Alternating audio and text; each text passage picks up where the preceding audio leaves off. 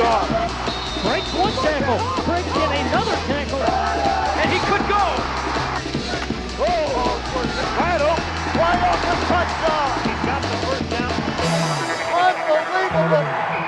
Good afternoon, everyone, and welcome to Comcast continuing coverage of the IHSA football playoffs. This afternoon, an 8A quarterfinal matchup from Dickinson Field in Hinsdale as the number 1 seeded Hinsdale Central Red Devils play host to the number 2 seeded Brother Rice Crusaders. And a very pleasant good afternoon, everybody, and welcome to our Comcast playoff game of the week alongside my partner, Steve Moga. Mark Kruger, we are glad to have you with us. The Crusaders of Brother Rice out of the Chicago Catholic Blue Conference, and of course the Hinsdale Central Red Devils out of the West Suburban Silver Conference. And Steve, these Crusaders of Brother Rice, 17-0 shutout win last week over Downers Grove South. That defense has been tough all season long. Well, the toughest defense in that conference all season long, the least amount of points given up. They've been very good all year long. Both teams come in here 10-1, and Hinsdale Central's only blemish, a game that we saw here against Downers Grove North. Week number 4, they lost that ball game 14-7. But these Hinsdale Central Red Devils, they wanted to win the conference. They did not. That one, of course, at Downers Grove North. But their second goal was to get back to where they were last year, and with a victory this afternoon, they would accomplish that. Well, talking about getting back to where they were, it's been since 1985 since Brother Rice has been in this game. Last year, as you just alluded to, Hinsdale Central got to the semifinals here in this field, a tough loss to Lockport. Obviously, they want to get back to that same situation and hopefully come on the winning side of that this time. Let's talk about these Crusaders of Brother Rice and a fine wide receiver that Dan Nicholson is going to be looking to, Tom Dwyer. Well, Tom Dwyer is the all-time leading receiver in Brother Rice history, and he accounts for almost a third of their offense as far as touchdowns go. He's just all over the place, going to catch the ball, make some spectacular catches, got great hands, great feet. Look for him to see the ball a lot today. And on the defensive side of the ball, well, this Crusader defense allowing less than a touchdown per game. Scott Hayden, the middle linebacker, is the key to that defense. Well, Scott Hayden leads them in tackles with 82. It's a small, quick defense. They're going to go to the football all day long. As for the Red Devils, well, they average over 30 points per game, and P.J. Boyke, we didn't see him in week 4 against Downers North. He was out with a knee ligament injury, but he is back and at full strength now. Yeah, full strength. He's made the difference. Before it was Joe Bozich on the option, keeping the football quite a bit. Now he's got another guy to give the football to quite often. He's accounted for almost 700 yards rushing, and obviously he gives them another dimension offensively. Not that they've played badly all season long, even before he was out there, but they certainly have been much better with him in the backfield. The Red Devils coming off of a 31-21 win last week over Homewood Flossmoor. Defensively, Mike Springnether keys that Red Devil defense. Yeah, a couple of sacks, a couple of interceptions, also one of the top tacklers. He's all over the field. You're going to see his number or hear his name called a lot here today. Should be a good one. 8A quarterfinal matchup. Stick around. We'll have the opening kickoff. We'll hear from our sideline reporter, Kenny McReynolds, as well. It's all coming up right after this.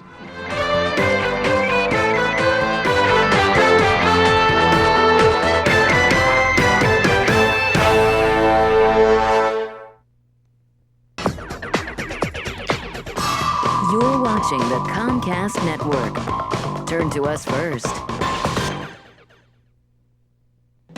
Are you looking for the ultimate in high school sports? Then get in on the game with Sports Weekly. Join Dave Wills and Perry Williams each week for scores and highlights from all over Chicagoland. Sports Weekly gets you up close to the top players and the hottest teams in prep sports. If you want action, then get in on the game with Sports Weekly. Every Thursday night at 6:30 here on the Comcast Network. Turn to us first. And the winner of this year's spelling bee for correctly spelling the word obnoxious, Phyllis Strackley. We got a winner! C-H-U-M-P-S. What's that spell? Who's your mama now, baby?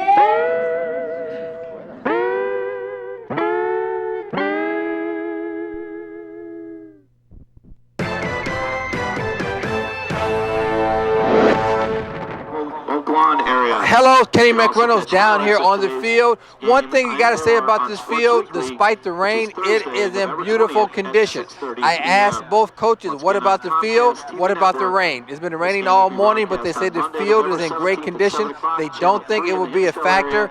This field is green, it's beautiful. Mark, I wish I could get my grass this green in July. This is November. This field is dry, it's beautiful. It will not have a factor in tonight's game. Crusaders will be kicking off. All right, Kenny McReynolds, thank you very much. Steve, yeah, he's right. It is absolutely beautiful shape out there, Steve. The last time I saw grass this green, Mark, is I think when I picked you up this morning at your house. Your lawn looks this good, I can tell you that much. But yeah, the field is in great condition. We were down there as well beforehand and walked around a little bit. And it's not beat up and muddy like you would think with this rain. It's just a little wet, a little slick, and it could come into play here at times. Hinsdale Central won the toss, so they will receive back deep. Garrett Sosnovich, also Mark Perkowski and Alex Perkowski back deep for Hinsdale Central, awaiting the kick from Dave O'Keefe. Take a look at the Perkowski brothers back there. Steady stream of fans still coming in here, Mark. This place is gradually filled up. Temperature, I say, Steve, in the upper 40s, maybe, I would say. Not much wind to speak of whatsoever. Feels a lot colder than that to you, I bet, having just returned from the sunshine state of Florida. You were a little chilly in our pregame intro today, weren't you? Coming from a week of 85 degrees and sunny, it's tough to get back into it. Welcome home, my friend. Yeah. Yeah, we got the violins out. The left-footed kick by O'Keefe. And this one will go out of bounds and be a touchback. And first and 10 for the Red Devils from their own 20-yard line. Boy, that just snuck inside the pylon there. Alex Perkowski thought it was going to go out of bounds and get the flag, but it just snuck inside the cone. Joe Bozic, the starting quarterback. There you take a look at P.J. Boyke. He is back in the starting lineup, the featured tailback. Of course, he was injured throughout the first half with a bad knee, and the rest of the offensive unit for Coach Lombardi's Red Devils. Steve mentioned at the top, they run the option here. Start the ball game out of the I formation here. Bozic, first and 10, first play of the ball game is to the fullback, and he will get maybe on forward progress a yard to the 21 is where they'll spot it. Second and 9 as we come up. Take a look at the Crusader defense. Brother Rice, 10-1, coming off of that shutout win. 17-0 last week over Downers Grove South. McGrail, Manthai, O'Connor, Pepper, and Nelson up front. Sirio had a big game last week, and Aiden at linebackers, the corners, Tom Ryan, Dan Ebel, and the two fine safeties, Joe Gibson and Pat Harrigan. Second down and 8. 2-yard pickup by Suchek. Bosic, quick drop to the far side, pass complete to Mark Perkowski. But minimal gain, Steve, if any. It'll be third down and call it 8 yards to go. Well, they're going to give him about a 4 or 5 yard pickup here. You see it. Quick little down and out. A little cushion there off with the cornerback. Right there on him. Tom Rain. They will make the catch after Tom Ryan, I'm sorry. The officials this afternoon, Steve, the referee Clifton Rogers, the umpire Howard Harris, linesman Theodore Ross, the line judge Anthony Smith, and the back judge Joseph Slayton. Well, it's early, but here's a big third down play already here as far as field position goes if the Red Devils have to punt. Spotted at the 26. They need to get to the 30. Bosic to the far side. Pass is complete to Suchek, and he will have a first down across the 40 to the 42-yard line. A 14-yard pickup. Frank Suchek, a 6', 210-pound senior.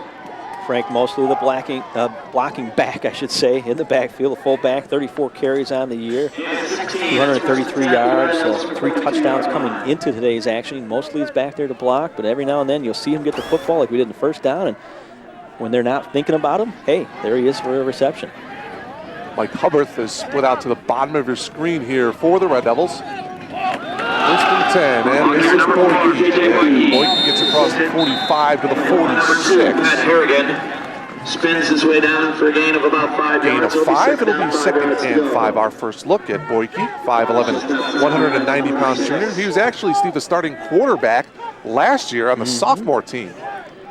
Very successful team last year that went 8-1. Mentioned at the outset, 700 yards rushing in that area, 10 touchdowns. He's also hauled in 11 passes, Mark, for another 129 yards and 1 touchdown there as well. So now Bozic steps back and they'll direct this play out of the gun as he's standing at his own full. Bosic with some time as he goes to the left. He's got Prokowski, and Alex is looking for the end zone touchdown. 54 yards from Joe Bosic to Alex Prokowski. And just like that, the Red Devils strike first. 6-0. Perfectly thrown ball by Joe Bosic. His 15th touchdown toss on the year. Right in stride of Prokowski. And tell you what, Mark, in wet conditions like this, yeah, the advantage is always to the offensive guy. He knows where he's going. But yeah, it's slippery out there. If you have to stop and turn, you may not keep your footing every time. Sometimes it's better just to throw it, air it out, let him run underneath it. He doesn't have to make those cuts. And again, the safety was a little slow in getting over there. He caught it right in stride of perfectly thrown ball. Scott Lieber to hold. Mike Hubbard in for the extra point for Hinsdale Central. And it is good. 9:16 remaining. It took almost 2 minutes and 44 seconds for the Red Devils to drive 80 yards, 5 plays, the 54-yard touchdown pass to Prokowski. Just like that, they quickly get on the board. And Mark, they have had a lot of success in the first quarters this year, outscoring their opponents 115-10. I was just going to say, yeah, the 10 points they've given up all season long in the first quarter. And I thought that, Steve, may be a key to Brother Rice to get on the board early. But the Red Devils just don't allow many points in the first quarter. Well, as much not to allow the Red Devils to get on the board, Mark, with their defense being such a top-notch defense. Take another look at this touchdown play. A lot of time from the shotgun. Look at the perfect spiral right in stride. There you see Prokowski, a blur coming in there to catch that ball right in stride. That was the key. He didn't have to slow down at all. And it was an easy 6 from there. So Prokowski will now be kicking it off. Joe Gibson and Dan Ebel are back deep for the Crusaders. Brother Rice, they're using white jerseys, white pants with the maroon numbers, the maroon helmets. Red Devils in their home red jerseys with the white pants and white numbers and red helmets. And this one also goes into the end zone. That was like a replay of our first kickoff. So the Crusaders will take over at their own 20, 1st and 10. Dan Nicholson, a 6'3" senior, leads the way for the Crusaders on offense, and their featured back, number 1 there, Jerry Martin.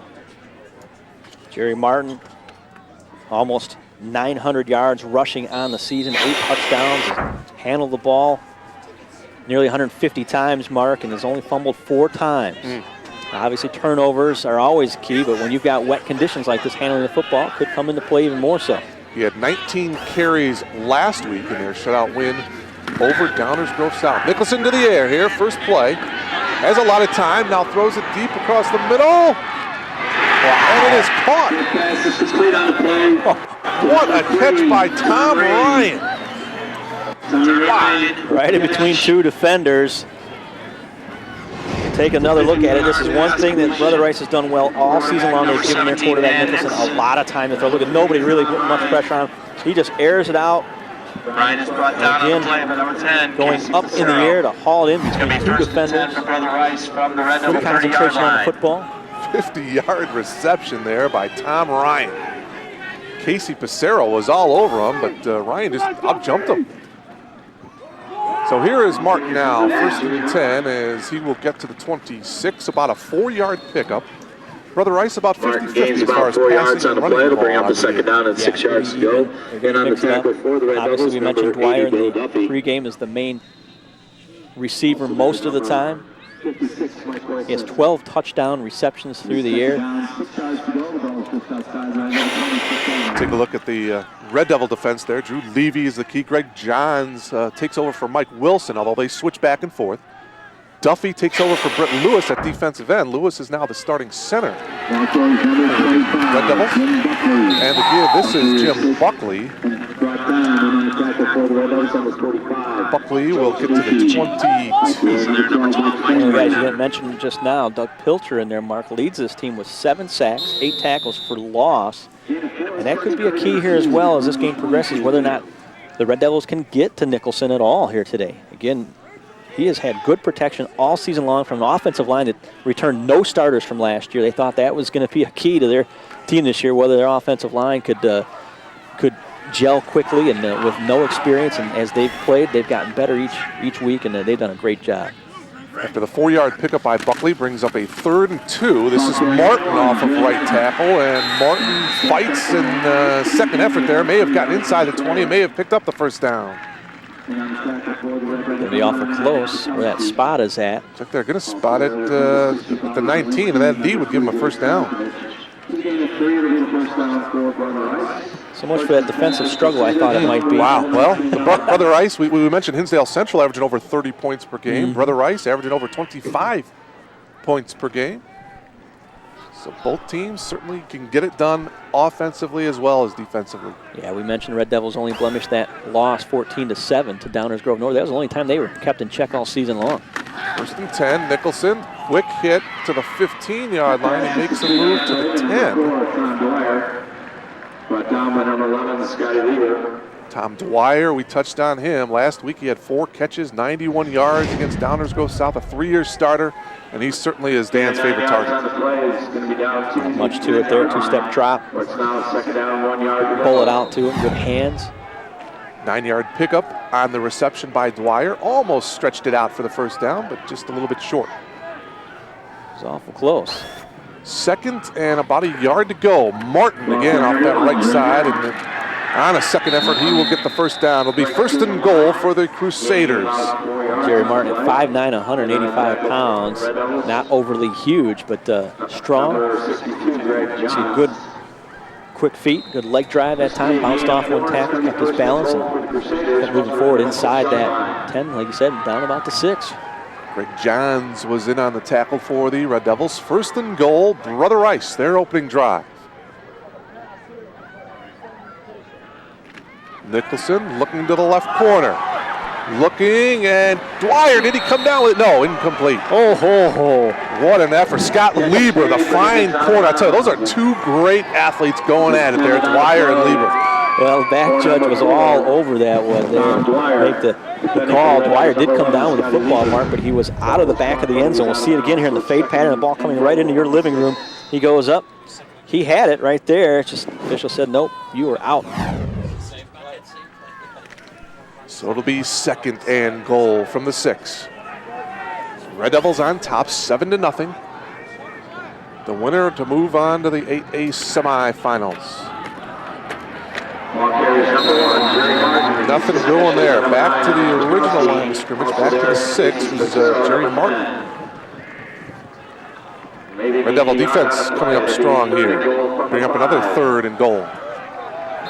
Well, he spotted at the 5, so he did pick up a yard. 3rd and goal from the 5, and the Red Devil crowd trying to back up the defense. Fans still filing in. You see them all the way across the way. The other side of the school is where the parking is at on the east side. And got a nice little walk to get over here, and a lot of fans still walking in here. 3rd and goal. Dwyer split out to the top of your screen there. Nicholson rolling that way. The bootleg now throws it, and it is incomplete. Intended for Dwyer, and they'll bring up a 4th and goal, but a flag thrown at the 3. Well, the kicker was already starting to come out for Brother Rice, and then they saw the flag on the field. Officials discussing it.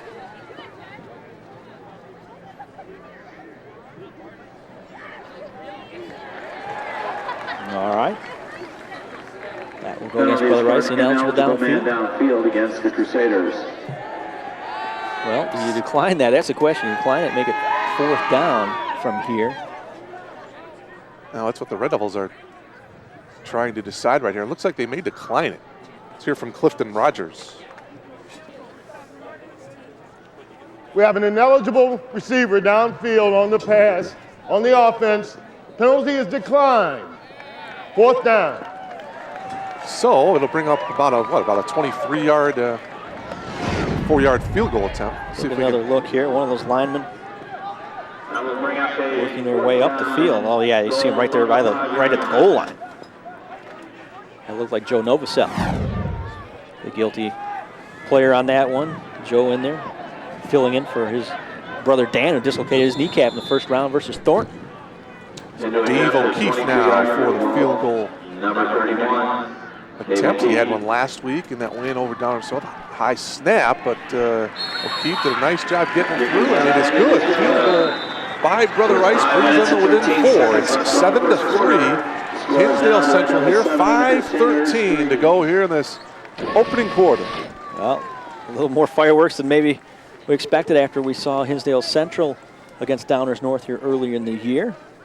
Both teams at this time of year playing very well and clicking on all cylinders. A lot of excitement. And a lot of fans filling in here, Mark. I got to mention a couple folks who were here before you and I even. We're here 2 hours ahead of the game, and there were a couple of fans, Mike Grapenthien and Mandy Dietrich, who were sitting up here in their Red Devil gear, ready to go 2 hours before the kickoff. Gotta like that dedication. That's a diehard fan right there, especially in these weather conditions here.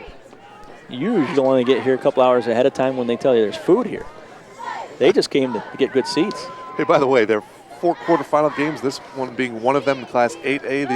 The other 3, there you take a good look at Coach Lombardi. The other 3 quarterfinal games in Class 8A being played today. New Trier at Maine South, 1 o'clock start. Barrington is in Roselle taking on Lake Park, 1 o'clock start. And then Wheaton-Warrenville South is at Lockport. That ball game being played tonight at 6:30. And winner of the Wheaton-Warrenville South Lockport game plays the winner of this game here between Hinsdale Central and Brother Rice. Yeah, 1997, Lockport won 31-27 in the first round versus Wheaton-Warrenville South. That's the last time those two schools met. Playoff situation. And O'Keefe's Alex Perkowski lets it go. It's into the end zone once again. It'll be 1st and 10 for Hinsdale Central again from their own 20 here with 5:13 to go opening quarter. Of course, anytime you mention Lockport around here at Hinsdale Central, it brings up a lot of moans and groans because that was the Porters who eliminated the Red Devils last year in the semifinal. Exciting finish here. Right here, yeah. And we did Jim Blaney, Kenny Mack. Yeah, Kenny. Here doing that ball game. What a game that was. I thought that was the game of the year last year, the 8A semifinals. Of course, we had a pretty good one too. We North Stevenson. We had a real good one ourselves that same afternoon. So Joe Bozic now and the Red Devils set up shop here at their own 20. Bozic looked like a broken play as he carries and gets a couple to the 22. And he was brought down by Scott Hayden, who leads this Crusader defense and tackles with 82 coming into this game. You mentioned Coach Ron Muhich's Tigers from Wheaton-Warrenville South, Mark. Got to give them kudos with their big victory over Naperville North. Wow, yeah. 4 turnovers by the Huskies. They capitalized on 3 of those to score points off of them. Take a look at the drive there. 10 plays, 10 yards, a little over 4 minutes. The 22-yard field goal by O'Keefe. And it's 7-3, Hinsdale Central. 2nd and 7 now from their own 23. Bozic wide open. Suchek out in the flat, but that ball just kind of floated up there a little too long, Steve. Wasn't no zip on that ball. Yeah, he was out in the flat, and so was the ball. That ball just hung up there and died. And didn't quite get to him again. The slick turf, he couldn't exactly throw the brakes on. Was backpedaling a little bit, and ball just hung there and died. 3rd down and 7 now for Bozic. Passing situation here. Joe 3 of 4 thus far on the afternoon for 75 yards.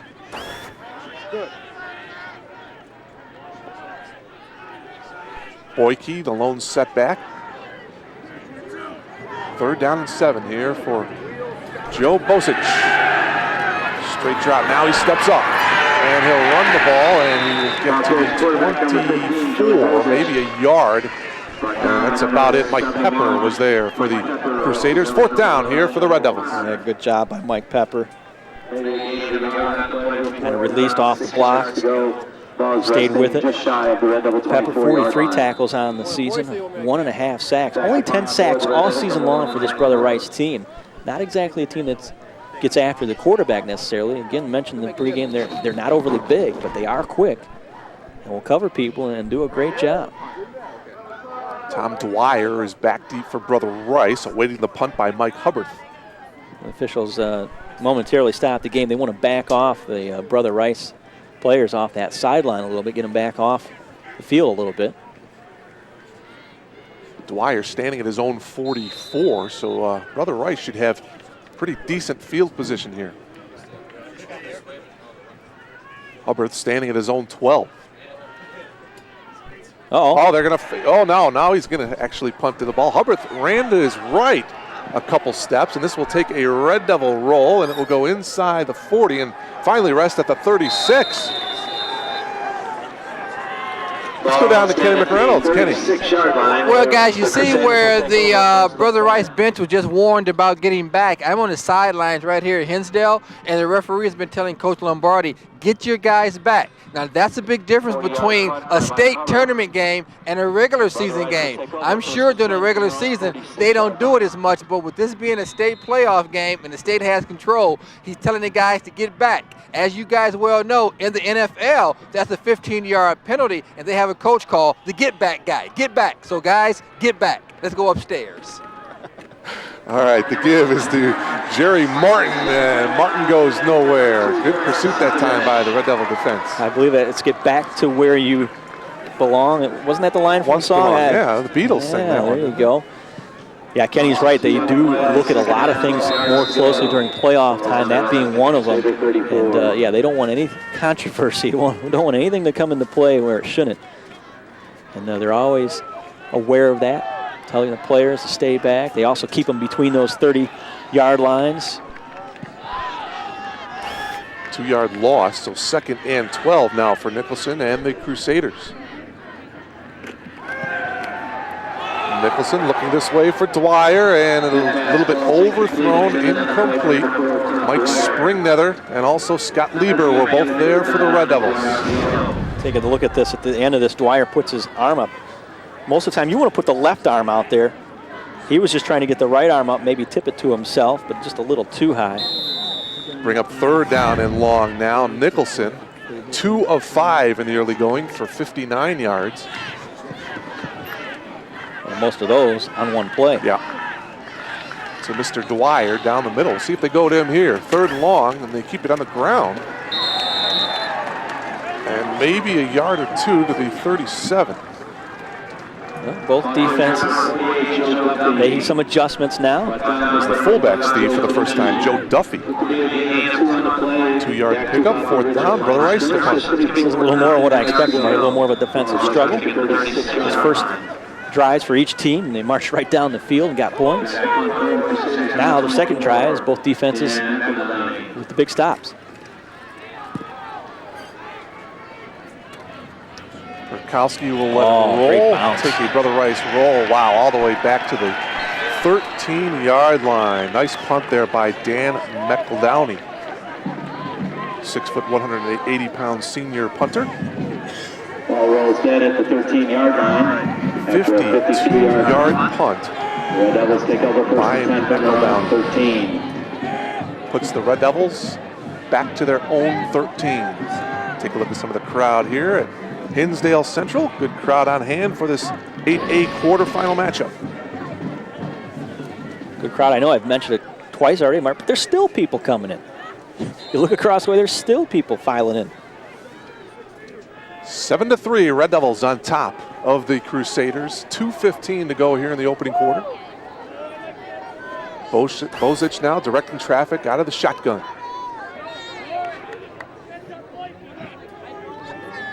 And it's to be a quarterback draw here. Bozic, as he dives to the 24-yard line. Close to a first down. They will move the chains. It is a first down for Bozic. There, see Brian Seebeck right out in front there. Big body throwing some weight around, knocking some people down, creating some running room for his quarterback. Seebeck, 6 foot, 230-pound senior.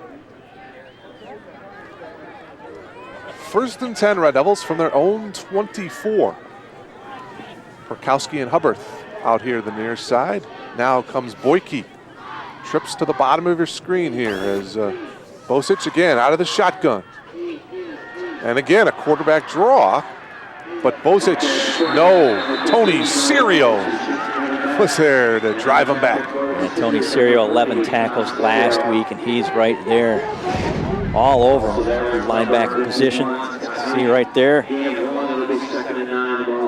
He was moving to the right, and suddenly he's moving to the left. That's how quickly his momentum was changed by Serio. We are just over a minute here. Mark Kruger, Steve Moga, and Kenny McReynolds coming to you from Hinsdale Central High School, Class 8A quarterfinals. Mark, this is the 9th playoff appearance for both these schools in their histories. 3rd consecutive for Hinsdale Central, 2nd consecutive for Brother Rice. Brother Rice with a title went back in 1981, I believe. Was their lone state title. Hinsdale Central looking for its first. Of course, came off it close last year. 5-yard walk-off here against Hinsdale Central. Yeah, I got to believe that. You know, we said it before. That was the best team we saw last year, talent-wise, with Brian Grzelewski and company. Brad Bauer, both those young men, redshirt at University of Illinois this year. You got Koziel, the tight end, who's at Boston College. Pretty good team, to say the least. 5-yard walk-off, Steve, brings up a 2nd and 14. Again, that same 3 wide receivers to the bottom of your screen. Bosic has Hubbard. Hubbard with the catch across the 40, and he's brought down at the 45-yard line. It'll be a first down for Hinsdale Central. Dwyer on the tackle. Take another look at it here from the shotgun. Creates a little more space for himself. Sees his man on a slant pattern. Nice job by Hubbard to reach back, catch that ball. Good hands. Hang on to it, taking the hit. And we mentioned Perkowski. He's got Mark Perkowski. He's got Alex Perkowski to throw to. Hubbard, of course, 32 catches, over 500 yards, 5 touchdowns. And you throw Suchek in there as well. That one, a 25-yard reception by Hubbard. Gives the Red Devils a first down at their own 45. And again, it's Bosic out of the gun. It's again another quarterback draw. Bosic has a first down as he dives to the 41-yard line of Brother Rice. Joe Bosic sees something there that he likes. To his advantage, we'll take a look at it again here. No hesitation, really. He sells it and then just takes off. He's got blockers up in front. You got your receivers that spread everybody out to the sides, draw defenders away, spread things out. They go down deep down the field, draw the defenders with them, and there's a cushion in between, and he's exploiting it right now. End of the first quarter here at Dickinson Field in Hinsdale. The number 1 seeded Red Devils over the number 2 seeded Brother Rice Crusaders, 7-3. We'll be back with second quarter action right after this.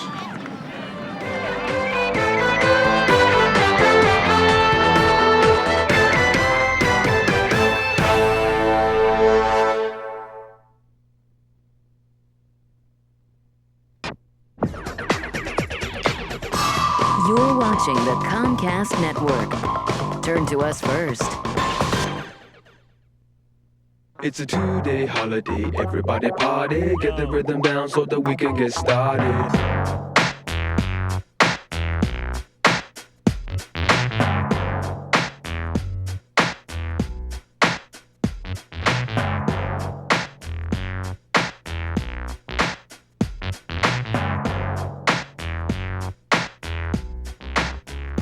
It's a 2-day holiday, everybody party, get the rhythm down so that we can get started.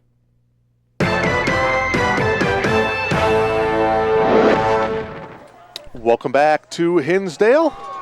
Red Devils on top of Brother Rice, 7-3. Bosic, by the way, this afternoon, Steve, 4 carries, 29 yards. A lot of those coming off of a quarterback draw. 10 touchdowns rushing on the year for Joe, almost 700 yards rushing for him as well. So he's not something new to him to carry the football, to say the least. 1st and 10 from the Brother Rice 41. Bosic looking to the far side. Hubbard with the diving effort. The coverage there on the far side, Dan Ebel. Ebel has a couple of interceptions on the season. He was right there with Mike. Yeah, the home fans here wanted interference. They saw Hubbard going to the turf a little early. They thought he was bumped, but obviously the officials both right on it. They can see the spacing on that side from the angle. Here you can't tell how much room there is between defender and receiver. But it looked like Mike was already starting to go down, lunging for that ball a little early. You know, you always say run through the base at first, don't dive. Stay on your feet as long as possible before you make that all-out dive for the football. Same type of scenario.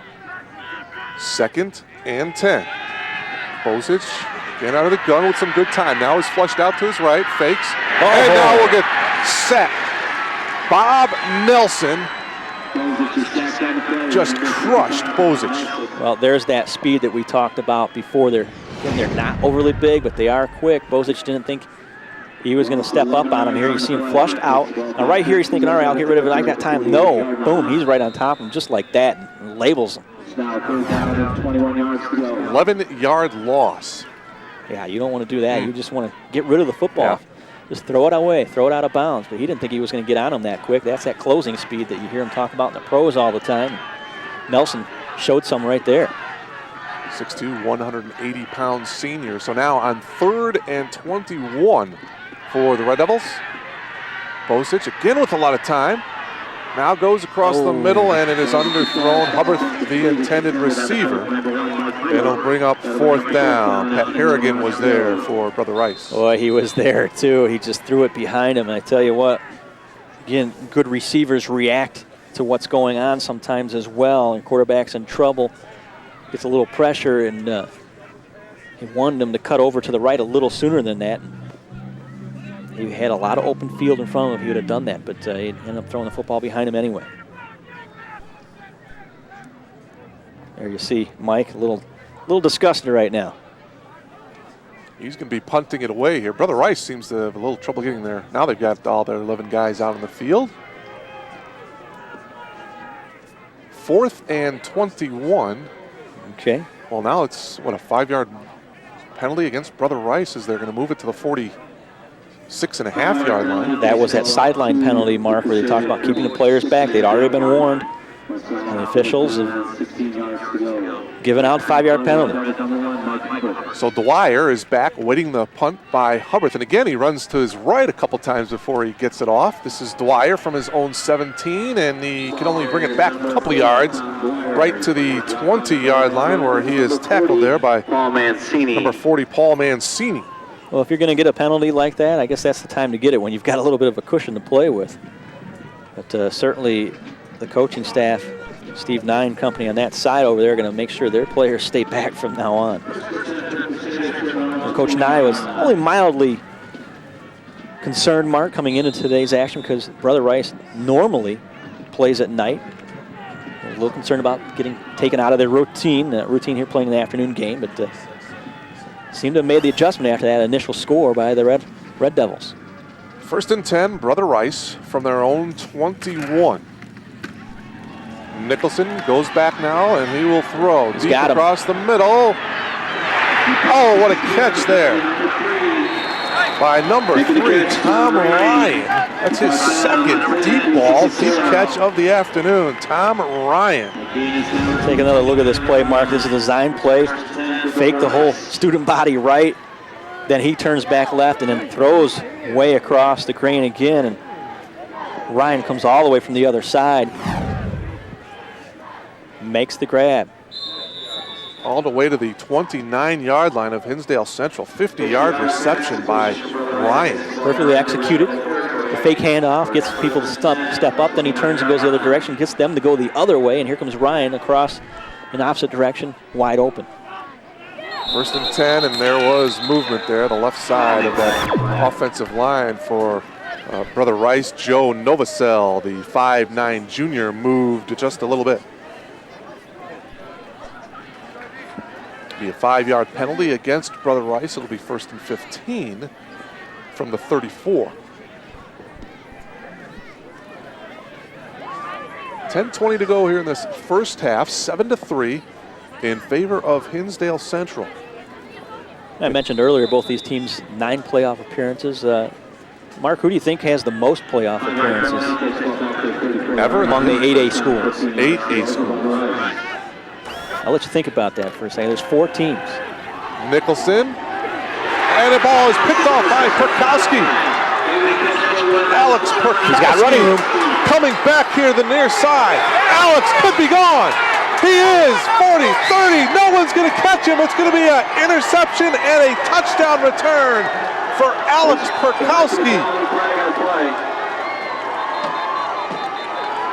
There's a flag right here at midfield, Mark. I think a clip possibly by a Red Devil right about midfield. He got one block that was a little questionable. as far as whether it was in the back or not. And that's where the flag ended up. You couldn't really see it because it's right in front of all the Red Devils standing on the bench. It's laying right, well, against Brother Rice, so it's going to be a touchdown. As usual, I'm wrong. Wow. So the Red Devil defense comes up big. Alex Perkowski with the pick and a brilliant return to pay dirt. Look at this. Overthrew his receiver. Perkowski read it immediately. Gains his composure. Right there, he saw, hey, I've got an opening. He eluded one tackler, and then he just turns on the afterburners right there. Forget about it.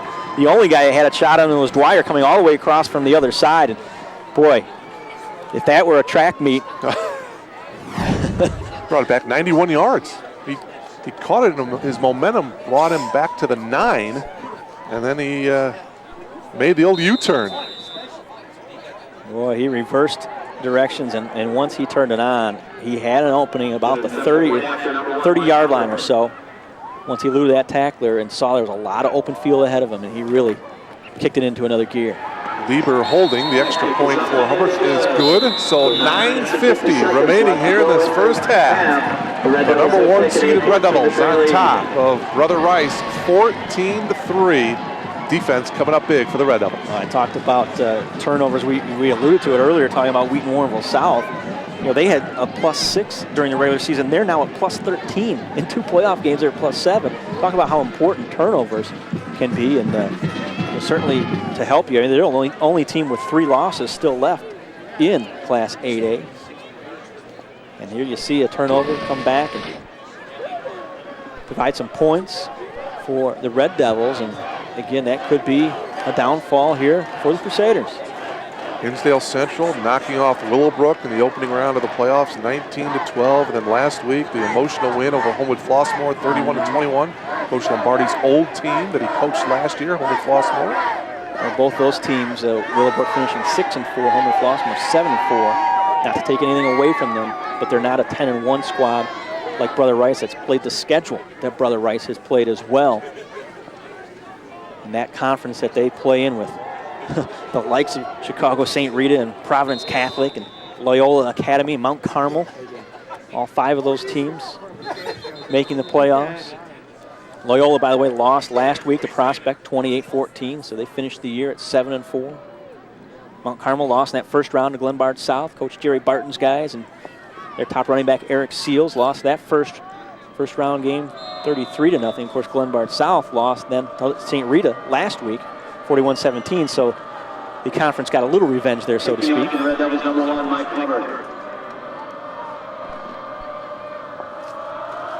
Joe Gibson and Dan Ebel are back. And this will be Dan Ebel from his own 3. Ebel gets hit hard at the 16-yard line. It looked like that was number 42, Grant Breeden, a 5'9", 195-pound senior. And Joe Tanucci with a hard hit, actually, Mark, came flying through there. And that interception, turnovers, obviously, the end result a lot of times is change of possession and things. It's the momentum that it gives a team and the emotion that it gives, and especially when you're able to turn it around and run it all the way back for 6. And this Red Devil team is amazingly fired up right now. They're ready to go.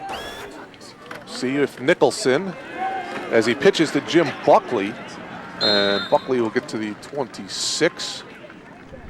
Gain of about 5, call it. So 2nd and 5 yards to go here for Brother Rice.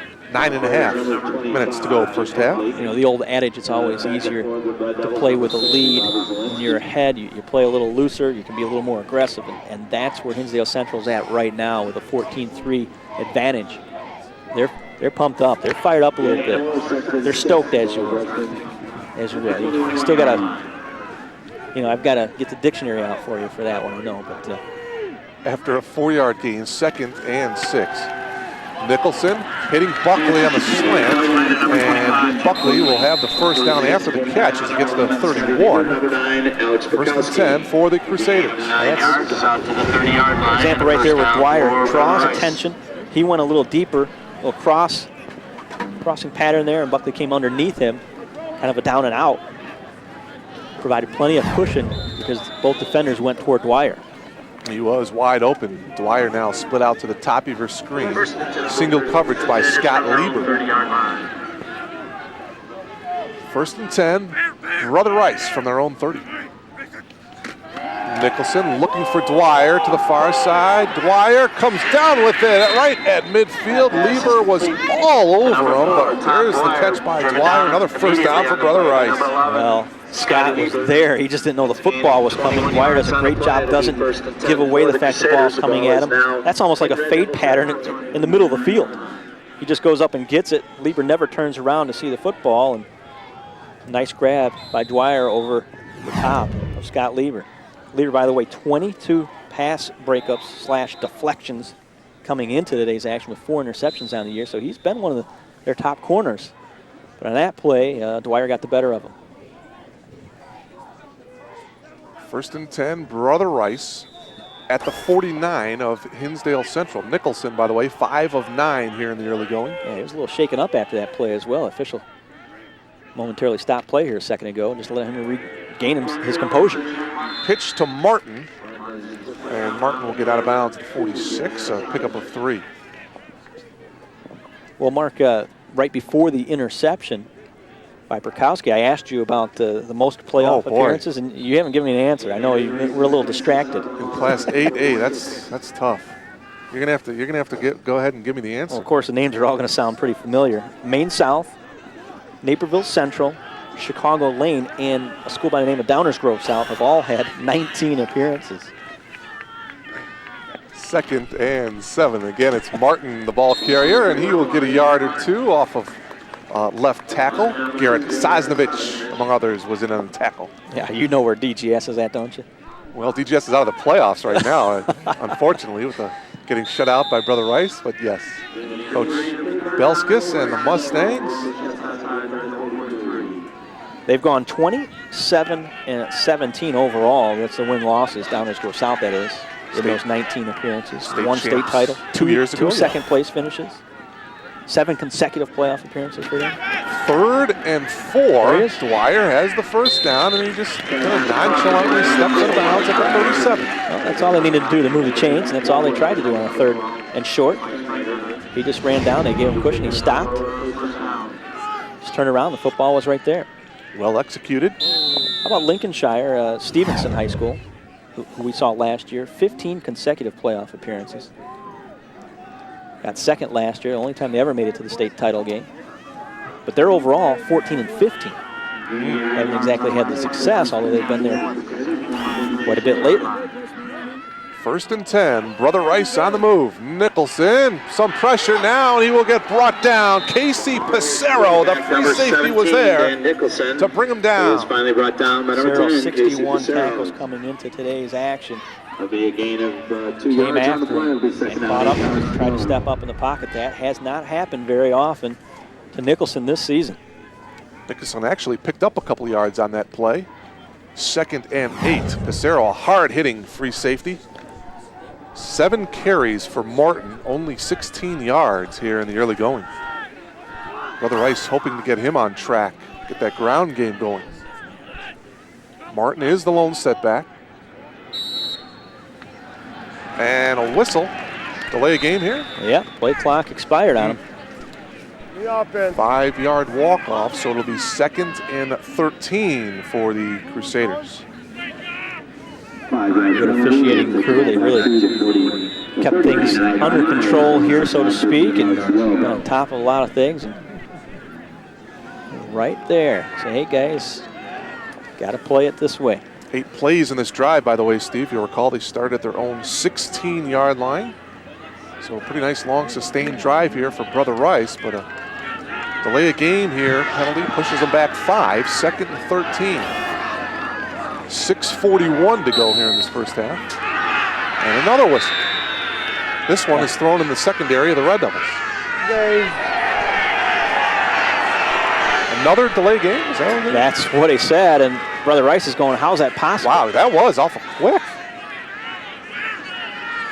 All right, there he blows the whistle. 1 1,000, 2 1,000, 3 1,000, 4 1,000. Yeah, that was sure was quick. This time they come out of the huddle a little quicker. They're ready to go this time.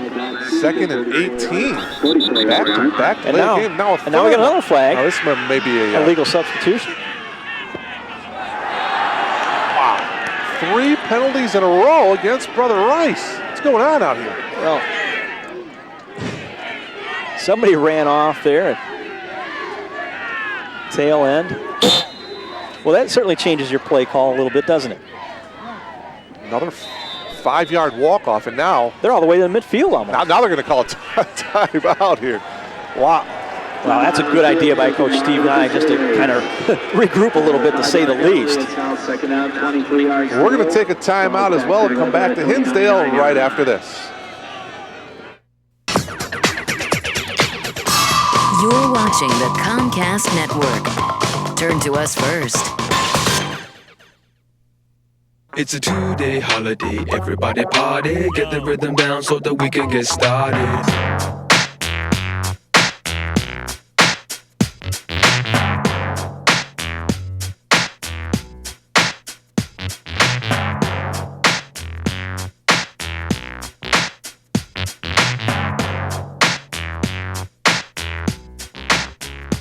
It's a 2-day holiday, everybody party, get the rhythm down so that we can get started.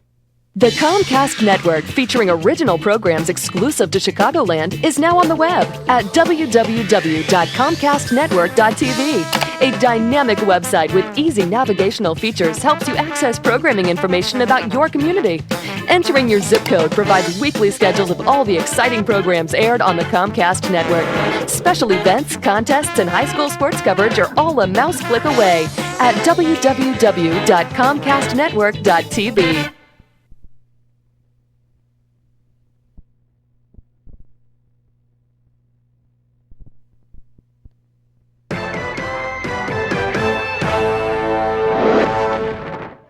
And welcome back here to Hinsdale. Well, Brother Rice, we mentioned they were driving, Steve. It was 2nd and 8 at the 35 of Hinsdale Central. Now after 3 straight 5-yard penalties, 2nd and 23, back at the 49. Got a quick shot there a moment ago. A little steam coming off some of the young men's heads there as they sit on the sidelines. Crisp, cold, damp day here. 3 wide receivers. Nicholson now will air it out, going deep. Ryan, the intended receiver, and Perkowski just swatted it down. There's a look at Alex, who already has a pick for a return for a TD this afternoon. That just took a little bit too much time, and Perkowski was able to catch up and get in position, able to recover defensively. Nicholson forced out of the pocket. Didn't get a chance to really set his feet, threw that on the run, and didn't throw it as far as he wanted to. It was about 10 yards short of the end zone, and where his receiver was at there, I should say. 3rd and 23, Nicholson, 6 of 11 for 146 yards. Straight drop here from the Red Devils as they set up a screen play to Buckley, and he will get to the 44, well short of the first down, and the Crusaders will punt it away. Let's go down to Kenny McReynolds. Kenny. And before we punt, we are joined by Fred Hubner from the Score. Fred, what's a radio guy doing out in this kind of condition? My wife works at Hinsdale Central. She's a guidance counselor. I love coming out there. Tony's got these guys playing real well, and it's been fun to watch all season long. Okay, any prediction? I'm just hoping they stay on top, and maybe they can meet Lockport one more time. After last year's game, we're a little concerned, but I'd like to see them play Lockport one more time. Well, you know, now they just had a timeout on the field, so let's keep Fred here for a while. Fred, I know you're one of the sportscaster like myself that loves high school athletics, and there's nothing like high school football. No, because no one's getting paid. They're out there for the love of the game. They're playing as hard as they can. They want to get on the field. They can't wait to get here, and it's great watching these kids this year. I mean, these 19 guys for Hinsdale Central new from last year. They lost 19 of their 22 starters. They weren't expected to do much, and Tony Lombardi's got them playing real well, and it's been fun to watch. They're working their tails off, and they don't make many mistakes, and they've been fun to watch all season long. Okay. I can't wait for hoops, and I know you can't either. I can't wait for hoops. Fred, thanks so much for being with us. Hey, it's cold down here, but let's go back upstairs to the warm booth. I'm freezing. All right, Kenny and Fred, thank you. Yeah, Kenny's going to be doing a little basketball later today, as a matter of fact. Talk about hoops. Well, now, another timeout. Hinsdale Central just called a timeout. Now there's an indication by the official that the Red Devils calling another timeout, their second of this first half here. 6 minutes and 2 seconds remaining. 10 plays for Brother Rice in this drive. 3 minutes and 48 seconds of time they have taken up. And friends, don't forget, you can catch Dave Wills and Perry Williams for Sports Weekly Thursday nights at 6:30 here on the Comcast Television Network. Sports Weekly Thursday night, 6:30. You can catch, of course, the highlights of this game along with Wheaton, Warrenville South, Lockport, and Trier, Maine South. In Class 7A, Prospect and Deerfield, McHenry and Libertyville, and also in Class 5A, Joliet Catholic's big win against Morris.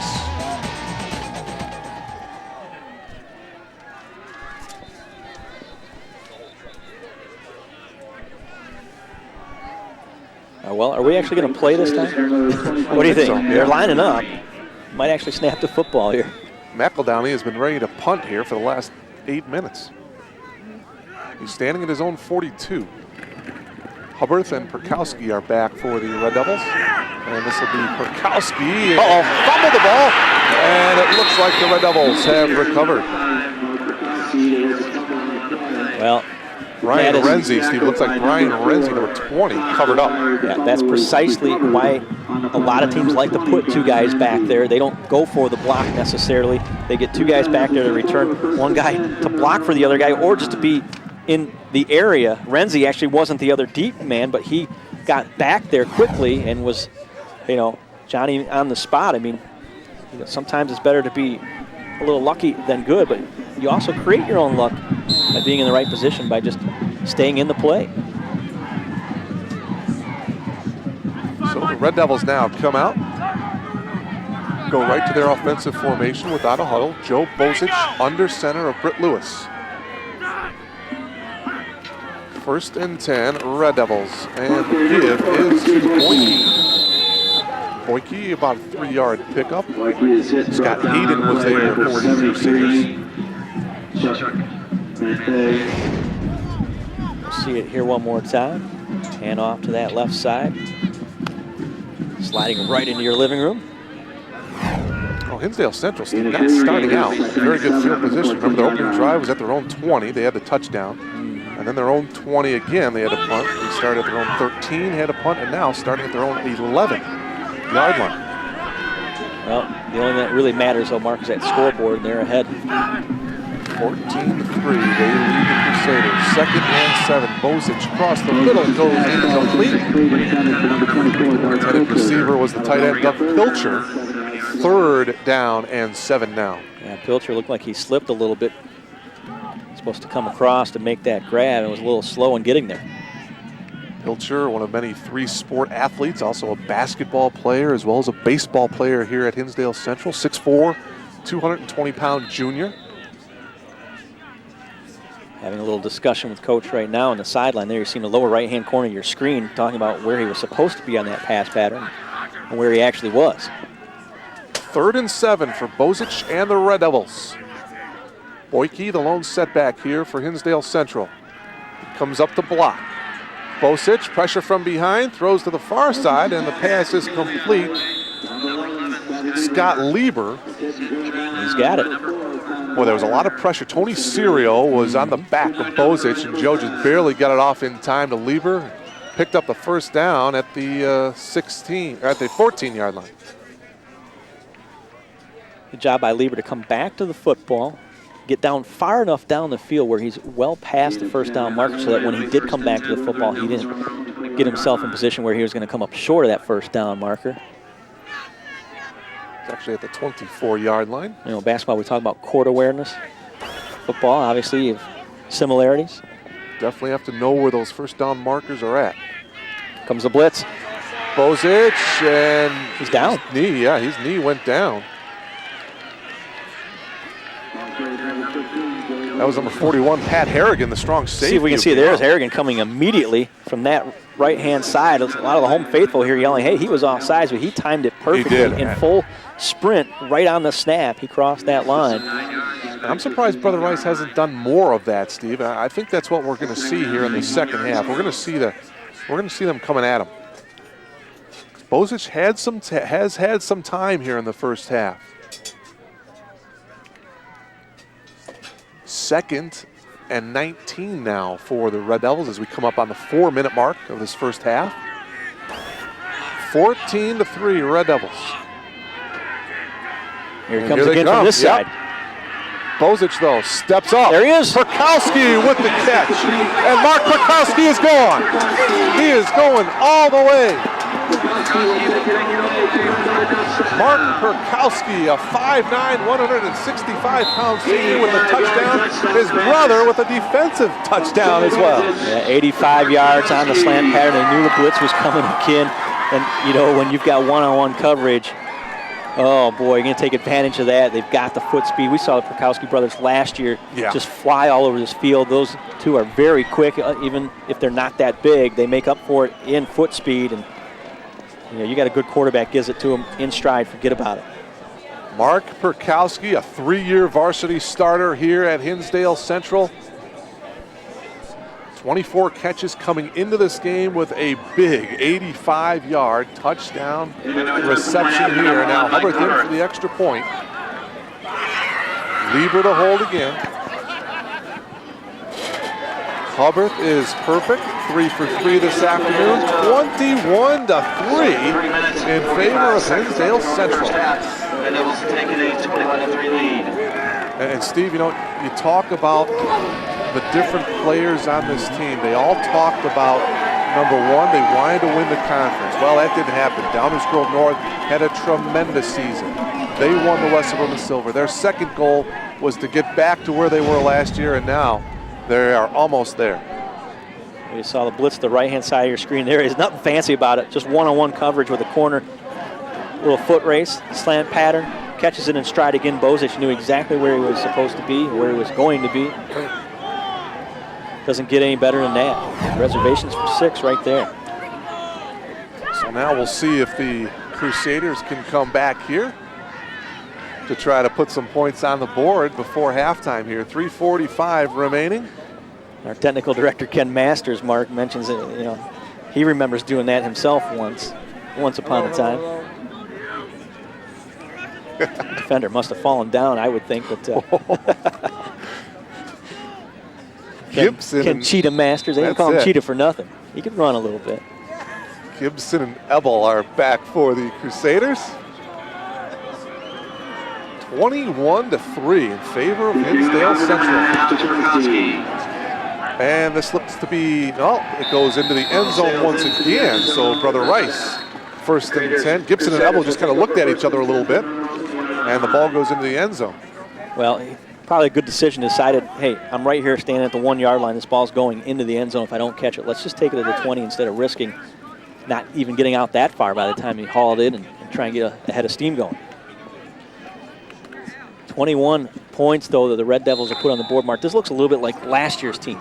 The big play, explosive offense type that they showed last year. And certainly we didn't see it early in the year against Downers Grove North, a very good team, but they're showing it here today. Nicholson with a bootleg here to the near side. Almost got wrapped up, gets away, fires it incomplete.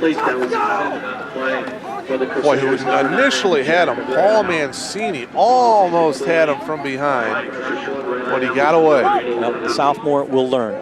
Let's just put it that way. Young man, only sophomore on this roster for Hinsdale Central. Had him there for about a 10-yard loss. And I'll tell you what, you go for the legs right there. He tried to get him around the waist, a little high. He was able to get away from him.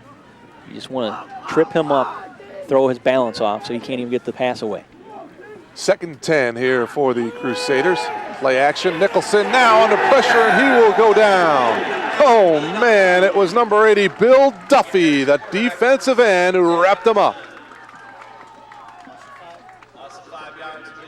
Duffy, who also plays, you talk about other sports, baseball, wrestling, hockey.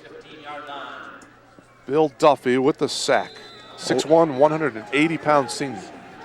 Which one of those doesn't belong? Football and hockey I can see. Baseball doesn't quite mix. Well, maybe, you know, he's probably a low ball hitter. There you go. You know, same as that hockey stick, using the baseball bat. 3rd and 15 now as this Red Devil defense is fired up as well. Nicholson, straight drop, looking to set up a screen perhaps, and now he steps up, throws, and the pass incomplete. Wow, the intended receiver was Dan Ebel. But what a hard hit by Peter Barr. Oh, did he hit? Man. We'll see it again here as he's going to step up in the pocket, away from the pressure a little bit, dumps it out there, and since he's throwing on a run, doesn't quite get the same zip on that ball. And that's the Brother Rice side was saying, hey, he hit him early. But he hit him hard. That's one thing for sure. Usually it's Casey Pissarro with those type of hits for Hinsdale Central, but Peter Barr with the huge hit. Well, now roughing the passer is going to be the call, and it will give Brother Rice a first down. Oh, we didn't see that. See that flag at all anymore. Yeah, there was pressure, and after Nicholson released the ball, I was following to the receiver. I didn't see. Not only that, Nicholson was on the move, throwing on the run. I didn't see that hit at all. So a break for Brother Rice. Indeed. 1st and 10 from their own 30. 2:46 to go in the first half. Nicholson. And a little bit overthrown again. Dan Ebel was the intended receiver. Lieber was right with him. It'll bring up 3rd and 10. Or excuse me, Steve, 2nd down and 10 for Brother Rice. Have not heard Tom Dwyer's name too often here yet today, though, Mark. And only had 4 receptions last week in their victory. He had that big catch up the middle early on, and that's been about it. He split out to the top of your screen. 2 wide receivers there. Ebel to the bottom of your screen. 2nd and 10. Nicholson looking for Dwyer. Gets flushed out, and was he down? It looked like Mike Wilson had him. Wow. He got the ball off. Nicholson is saying he got it off. Well, I thought his knee hit the ground. I thought his knee hit the ground, too. I thought Wilson got him. Well, tell you what, he's getting hauled down as he throws that. The fans are saying that's intentional grounding. He threw it so far out of bounds, way high, way outside. See if we can see it here at the tail end. It looked like he was getting hauled down as he released the football. That's why the official didn't throw a flag for intentional grounding. But I thought his knee hit right there. Yeah, I thought his knee had hit before he got rid of the ball. Well, instead it's going to bring up 3rd and 10 for Nicholson and the Crusaders. Nicholson has Jack McGrail, and McGrail will have a first down for Brother Rice to the 43. Great second effort by the big guy. Got the first down. The initial hit was about the 36-37. The first down marker was right at the 40. We'll see it here again. Coming off the line, coming across there. There's good concentration on a low pass. Hangs on to it, takes the hit right there, and that was the one the second effort kept the legs going that he got the first down with. 25 catches for 345 yards coming into this game. McGrail, 6'1", senior tight end. Coming up with a big first down here for Brother Rice. Under 2 minutes to go, first half. The draw to Martin. Martin has some room. Martin finally brought down at the 30-yard line of Hinsdale Central. Boy, credit the offensive line on that play. Martin, a lot of running room. Jim Ramazinski downfield throwing blocks as well. Number 50, you'll see him toward the tail end of this area is right there. He turned around, saw where his running back was at. Would have hit on a couple more people to give him another 7-8 yards. 27 yards on the run for Martin. Another 1st and 10 for Brother Rice. Quick. Dwyer was wide open at the 24, but it went through his hands. It'll be 2nd and 10. Well, you know what that's like, right, my friend? Wide open. Those layups are always the hardest ones. That's to make, it. Right? With nobody around you. That's an easy catch. Nope. Already turn around and you don't have the football. Well, they're ready to go here at the no huddle. 1:35 remaining. 2nd and 10 for Brother Rice. Nicholson has some time out of the gun. All the time in the world across the middle. Dwyer is incomplete, but a flag is going to be thrown, and they may hit Barr with an interference. But boy, just from up here, Steve, that looked like pretty good defense. Boy, a great job by Barr to try and reach around with the left arm. Right.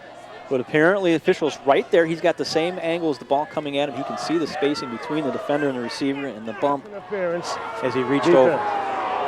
You know, home faithful don't like it, but that was a close one either way you look at it.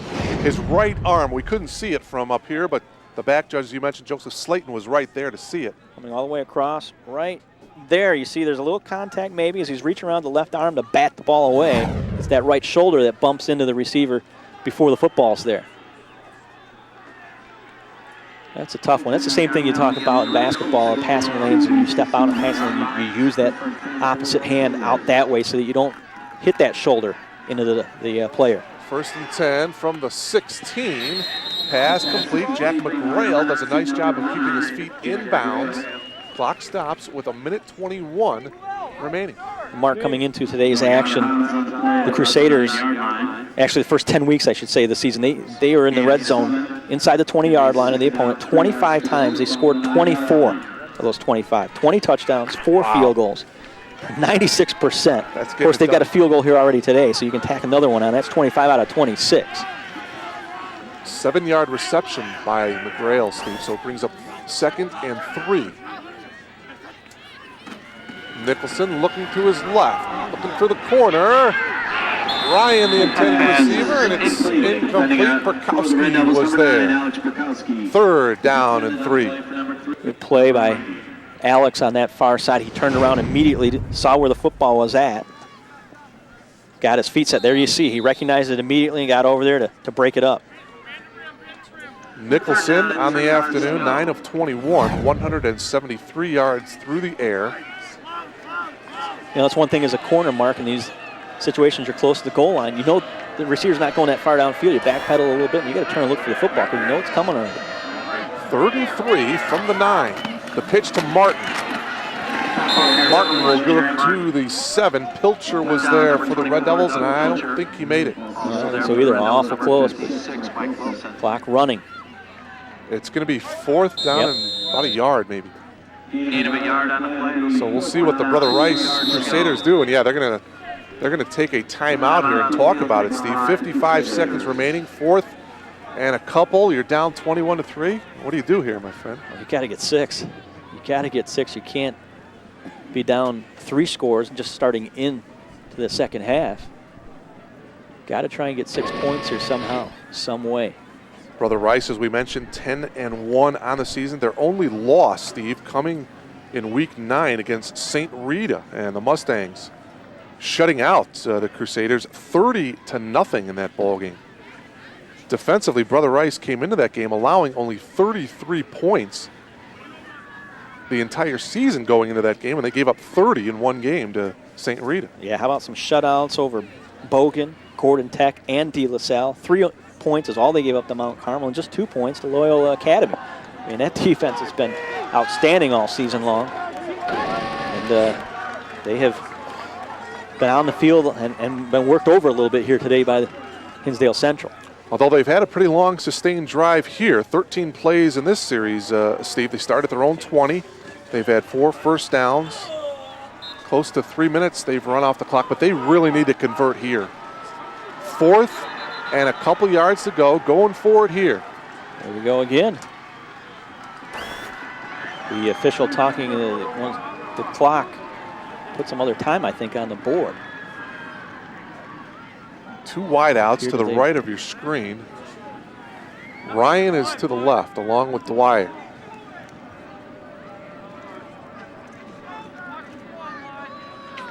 .101, I believe. They want to put 6 seconds back up there, Mark. That sounds about right. And they indeed do that, and it looks like referee Clifton Rogers is happy with that. There you see it, lower right-hand part of your screen. That's how much time is left in the first half. Everybody on their feet. So both sides of the field. Coach Steve Rye and the Brother Rice Crusaders going forward here. 4th and 2 for Brother Rice. Martin is the lone setback. Nicholson barking out, trying to get him to go off sides. They did not, and so Brother Rice will take their final timeout of this first half, trying to draw the Red Devils off sides. Steve Nye, of course, the head coach for Brother Rice. His assistants, Randy Bolin, Bill Green, Randy Johnson, Matt Kelly, Mark Klutchark, Tom Lombardi and his staff are Hinsdale Central. Some pretty good ones. Assistants Bill Huskisson, Chris Corfis, Pat Richards, Gary Gammon. Interesting about Tony Lombardi, Steve, the head coach for Hinsdale Central. You know, he came over here, of course, from Homewood Flossmoor. He didn't bring any assistants with him. It was just him, and that was it. He had to work with the assistants here at Hinsdale Central, a whole new environment. And what a job he has done in his first year here at Hinsdale Central. Taking over for longtime coach Ken Schreiner. Here we go. 4th and a couple. The give is to Martin. He's in. Up the middle, and it gets a 1st and goal inside the 5. He just bounced off an initial hit and got the 1st down. Great job up front by the big horses. Head and shoulders down, bounced off one. Bounced to the outside a little bit. Now they're knocking on the door. Under a minute to go, 55 seconds and counting. 1st and goal, Brother Rice from the 2. Big 1st down for Martin. They give him again. And Martin maybe down to the 1. Again, Brother Rice with no timeouts remaining. It'll be 2nd and goal. It's almost like the same play they ran just before that. No huddle, 2nd and goal from the 1. Martin, the lone setback. Again, it's Martin up the middle. He dives in for a touchdown. Oh, that was big. They certainly needed that. Needed a point and a little momentum, obviously, heading in to the locker room here at halftime. This extra point would get them within 11 points, just 2 scores. They're right back in it. That's why they had to get 6 there. 3 was not really going to help. And I say 6, well, they need this here, too. They got to get 7. Dave O'Keefe now coming in for the extra point. 25 seconds remaining here in this first half. A long, sustained drive by Brother Rice, capped off by a 1-yard plunge over the top by Jerry Martin. O'Keefe's extra point is good to make it 21-10. Hinsdale Central with 25 seconds remaining in the half. That subdued this crowd here a little bit. The Hinsdale Central side of things anyway. You can see the big contingent from Brother Rice on that far side. Folks even lining the fence over there. They're sitting on the hill. They're standing about 10 deep, I think, on the either end of the bleachers. Here we'll take another look at that score. Just a little dive over and in by Martin. They ran the same play, it looked like 3 times in a row. Martin, by the way, as you take a look at the scoring drive, Martin 9 carries for 46 yards. Scoring drive by the Crusaders to get them to within 11. There you see some of the fans and Hinsdale Central side of things also lining the fences on either end of the bleachers. So 25 seconds to go in the first half. We'll see if Brother Rice has anything up their sleeves.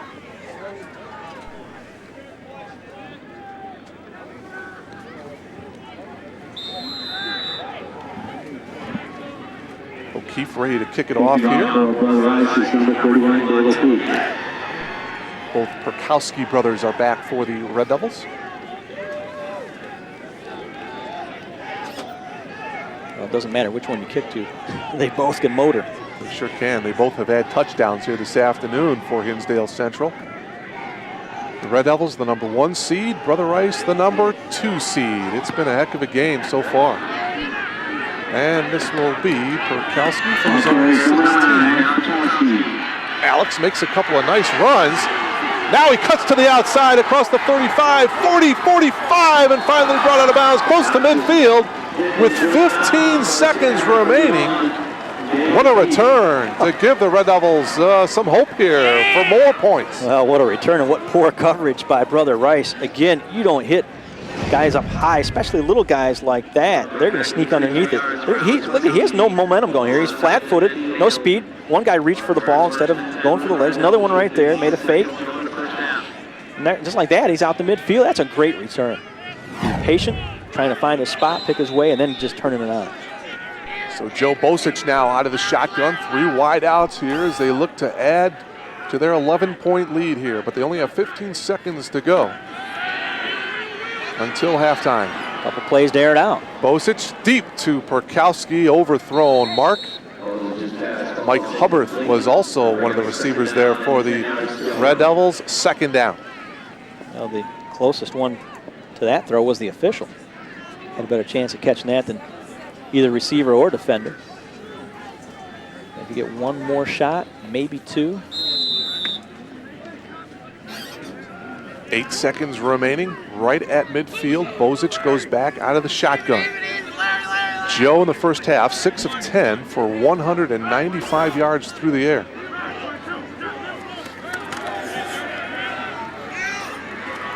Plenty of time, and now goes short to Hubbard, and almost picked off. And Ebel almost had the pick. 1 second and one more play forthcoming here for the Red Devils. Ebel has 2 picks on the season for the Crusaders. The advantage of being at home. A little bit there. Quick clock, get one more shot at it. Well, again, you got to shoot for the end zone. That's it, why not? You never know. That's Doug Flutie.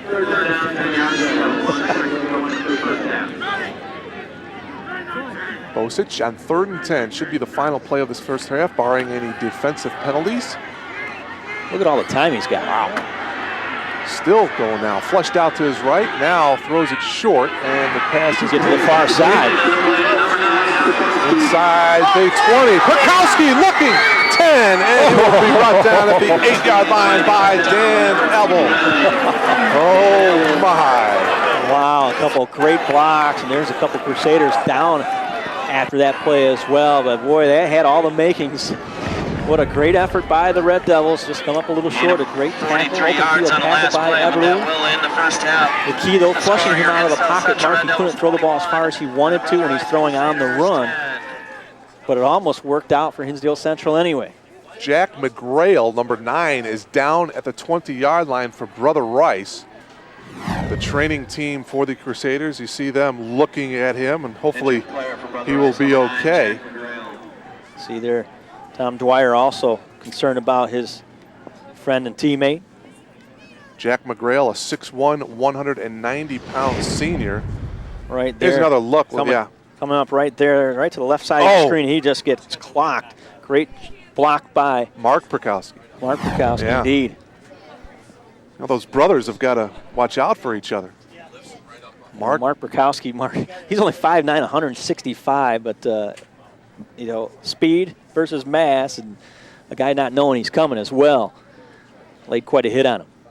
1 half of football complete here in Hinsdale. The Red Devils over the Crusaders of Brother Rice by a score of 21-10 in this 8A quarterfinal matchup. The winner will move on to the semifinals to take on the winner of the Lockport Wheaton Warrenville South game being played tonight. And now it looks like McGrail is up under his own power, walking off to the locker room, and it looks like, Steve, he is going to be okay, and that is good news for Brother Rice. Yeah, very good, and not only going to be okay, he jogged off, Mark, which is good because he was down for the count there and then some after taking that hard hit. But boy, what a good first half of football we had. Some great defensive stands, some great offensive plays. The big play attack of Hinsdale Central really coming to the forefront. The Perkowski brothers and their foot speed alone making a difference in several instances, and just what we thought. It'd be a good action, first half of action, and we're looking for more here in a second. All right, let's go down to Kenny McReynolds. Kenny. Well, Coach, a little momentum going into the half with that touchdown. What do you tell your team at halftime? Well, it's, we've been down worse than this before and come back throughout the year. So, you just tell them we got the ball right off the bat, take the ball, score, and it's 21-17. Okay, good luck. That's the plan. All right, guys, let's go back up to you. All right, Kenny McReynolds, thank you very much. Halftime score, Hinsdale Central 21, Brother Rice 10. We'll be back to recap this first half. Also, take a look at first half stats as well. That's all coming up on the Comcast Game of the Week.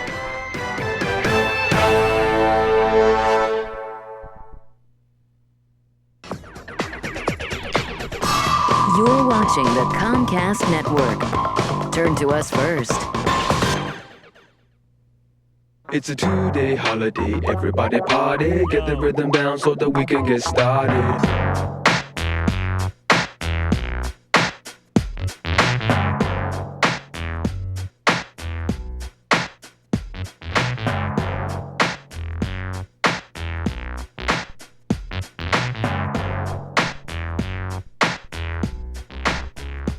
It's a two-day holiday. Everybody party, get the rhythm down so that we can get started. $10 each and allow you. Welcome back to Hinsdale High School. We're down here on the field with Coach Lombardi. Coach, 21-10 lead at the half. You have to be pretty pleased. Oh, no. Yeah, it's better than being 21-10 down, but we got a lot of football left to play. These kids are very hard-nosed, great on defense, and obviously for us to be able to, we got to score twice more to make sure we win this thing. Is that what you told your guys at halftime, that you needed 2 more scores? Yeah, I told them if we score twice more, we'll win this football game. But that's, that's a tall order against this defense. Okay, good luck, Coach. Okay, thank you. All right, that's Coach Lombardi. Let's go back upstairs.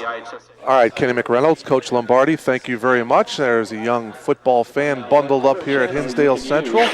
We take a look at the first half numbers, Steve, and although they're down 21-10, you see Brother Rice has twice as many first downs than the Red Devils. Yeah, they certainly had the football a lot more. They've run 41 plays to just 21 for Hinsdale Central. You see the 0 rushing yards for the Red Devils. Obviously, they did have some positive yardage gain on the ground, but Joe Bozich has been negative, so it evens out to 0 for them. Obviously, the big pass plays were the key, and probably the biggest play of the entire first half, the interception return for the touchdown, momentum that provided, not to mention the points, and has really been a game. We've had a really good game here this first half, and as Coach mentioned, they're probably going to have to score 2 more times to secure this victory, because Brother Rice, who's going to get the football first here to start the second half, is going to try and get some more points on the board. There you see the first touchdown of the game, the fly pattern in stride, Alex Burkowski for the touchdown. Here's the interception I just mentioned a moment ago.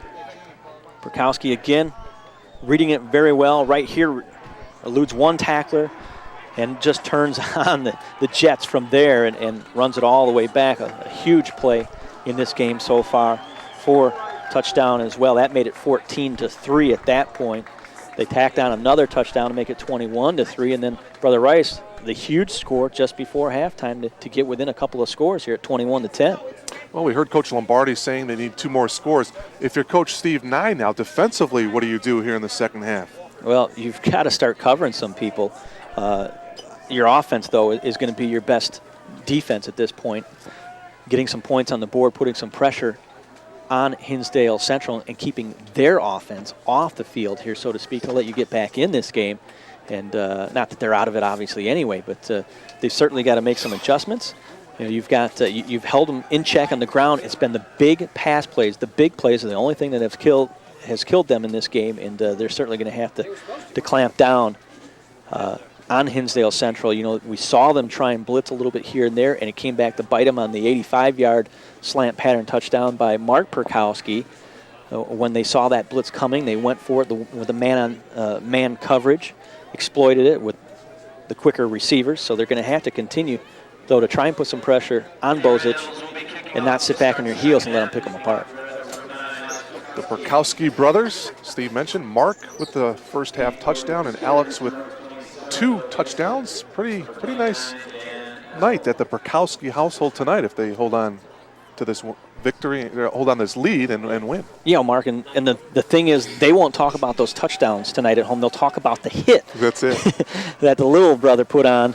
I say little brother because he's a little smaller at 165 pounds is Mark than Alex, but the hit that he put on just that last play of our first half.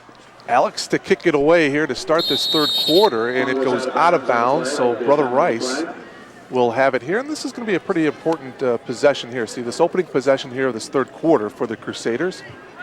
That was not a good omen for Hinsdale Central to start the second half of that kick going way off, going out of bounds about the 20-yard line to give them pretty good field position to start with here at the 35, because it's not exactly like they've had great field position in any drive they started in that first half.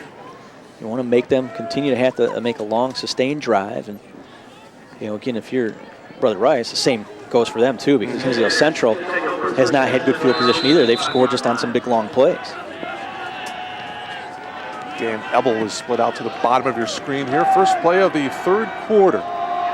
Nicholson to the far side is complete to Tom Dwyer as he steps out of bounds at the 42. A pickup of 7.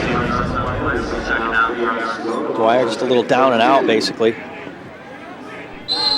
Nice hands receiver, good possession type receiver, not the blazing speed as we've seen from the Prokowski brothers that can run by some people and go get that long bomb, but he has some great hands, going to go up and get the football if it's up in the air. And like I say, a possession receiver, guy who's going to get you 10, 12 yards for credit. 2nd and 3.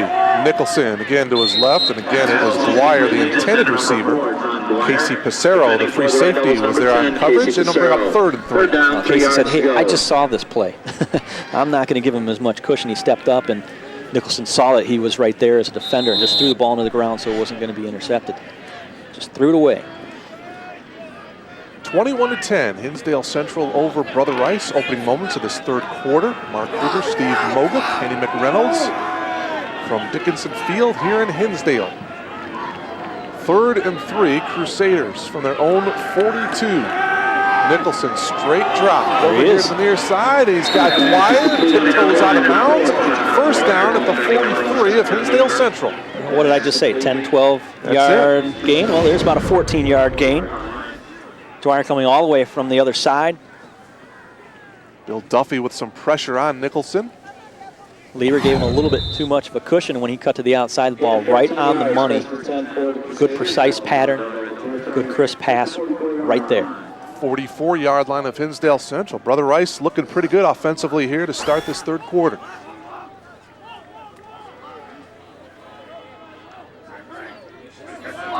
Nicholson again looking to his left this time, now under pressure, and he goes down. Doug Pilcher, the defensive end, bringing him down. A 2-yard loss back at the 46.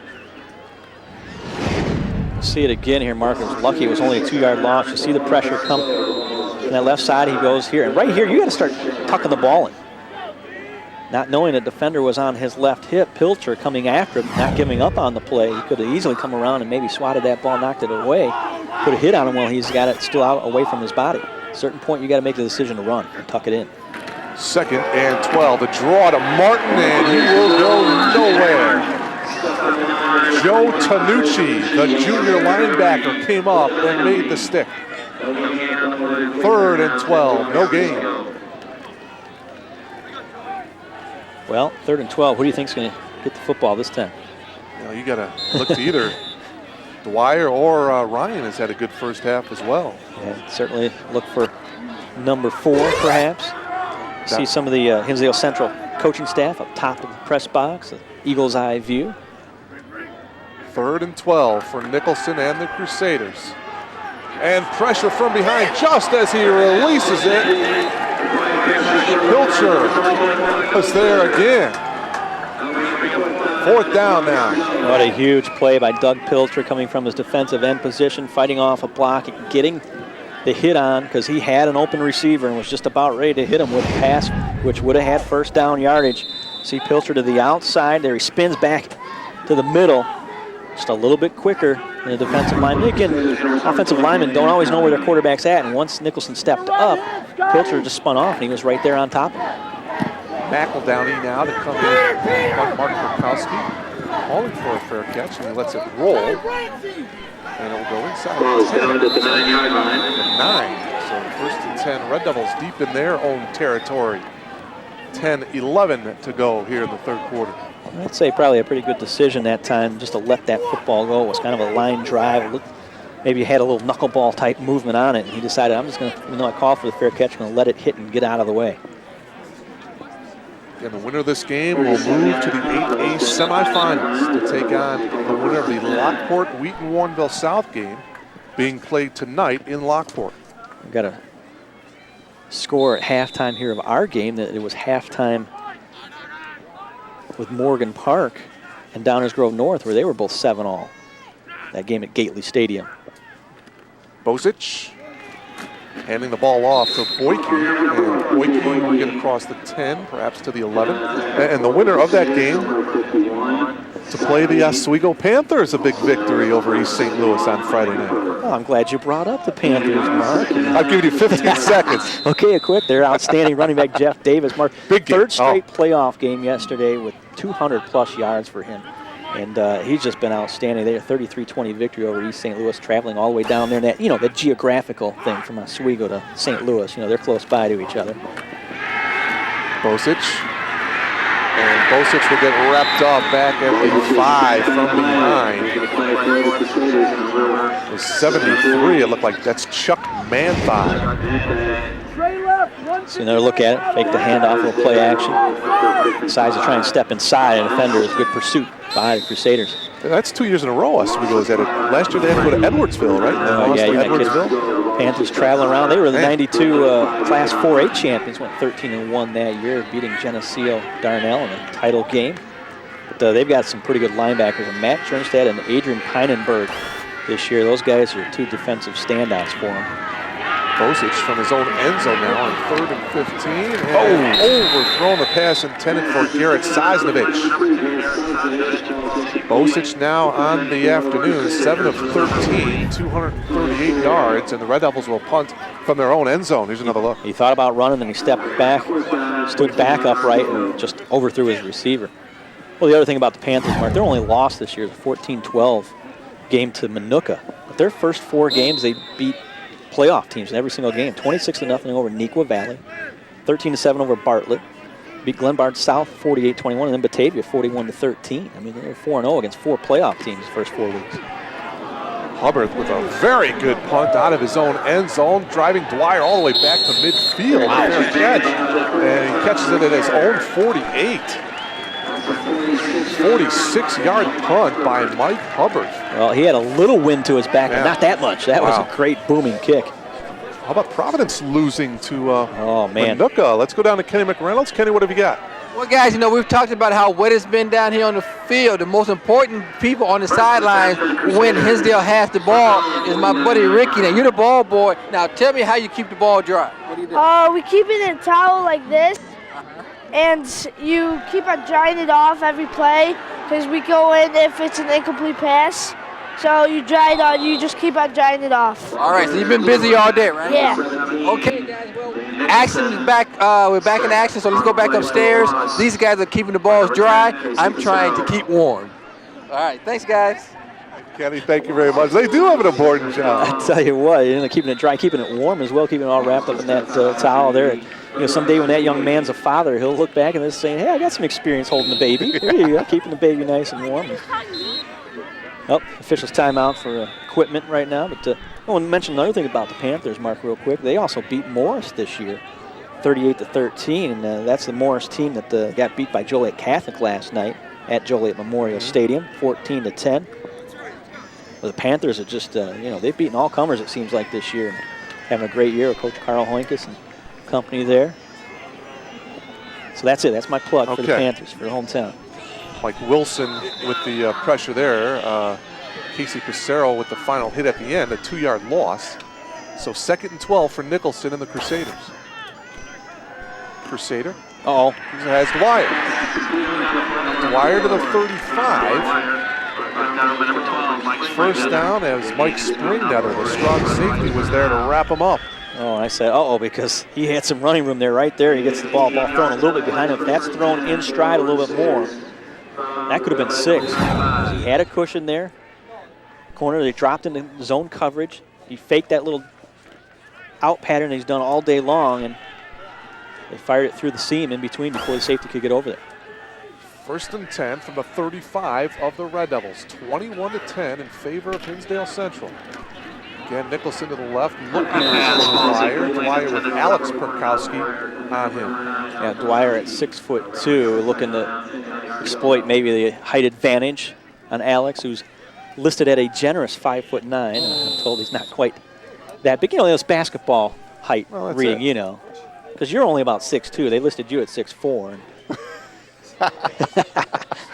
Come on. I'm 5'10" and a half, really, but I was always listed at 6 foot, so let's go figure. 2nd down and 10 for Brother Rice. Martin, the ball carrier. Jerry gets close to the 30 on a 5-yard pickup. Sosnovich, the linebacker, was there. Aren't you only 6'2", Mark? You always wanted to play point guard or shooting guard. You never wanted to play down low with the big boys. 6'3" and a half without the shoes. Although the last couple of years I may have dropped down to 6'3". I'm shrinking. Face mask penalty against the defense. Didn't quite see that. I don't think that was the serious face mask penalty. I think just the incidental one. Clifton Rogers, the referee, with the call and the mark-off. Well, Casey Passero ran to the sideline to get a different helmet, and that helmet doesn't quite fit him real well. He started to say, hey, this doesn't work, Coach. And Coach said, hey, you got to get out there. We only got 10 guys. You don't get back out there. We don't have time for you to try and see if you got somebody else who's got the right size helmet. Well, now there's another Red Devil who's having problems. That looks like Joe Tanucci having problems with his chin strap or helmet, so officials are going to allow him to stop play. And now they're yelling over to Paceros, hey, Casey, come here, quick. I think we got one that's going to work. Well, Joe gave his helmet to big Drew Levy, number 61, and Drew made some indentations on it, made him fit his head. Drew, a big guy, 6'3", 260, all area, all conference last year. I'd give it to Mr. Levy also. Yeah, there you see Pacero. Thinks he's got one now that's going to work. Feels comfortable. It's just all sports. You got to feel comfortable. You got to have the right fitting helmet, or the shoes, or the glove. 3rd and 1. Nicholson now gets flushed out. He throws. And it is incomplete. It was Dan Ebel, the intended receiver. Brought some pressure once again. Casey Pacero was there, along with Bill Duffy. It'll bring up 4th and about a yard. Mark, I'm just glad that in football you don't have the same scenarios you have like in baseball, where Nomar Garcia-Parra will adjust every single piece of equipment in between every pitch.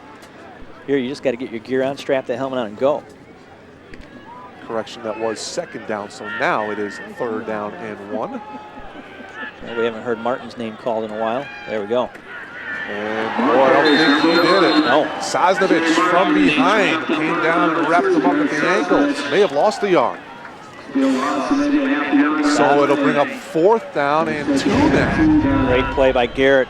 There you see it again. He shoots through, grabs a hold of that foot, and doesn't let go. He had 9 tackles for loss to lead the team coming in to this game. 74 tackles overall on the season, 3 sacks. That was as big a tackle for losses he's had so far this year, I'd say. Brother Rice going for it here. This is huge, folks. 4th and 2. Martin, the lone setback. Nicholson handing it off to him up the middle, and I don't think he did. It was Duffy, Bill Duffy, number 80, with the initial hit. But on a second effort, it all going to depend on the mark, obviously. But from that mark, I think he's short.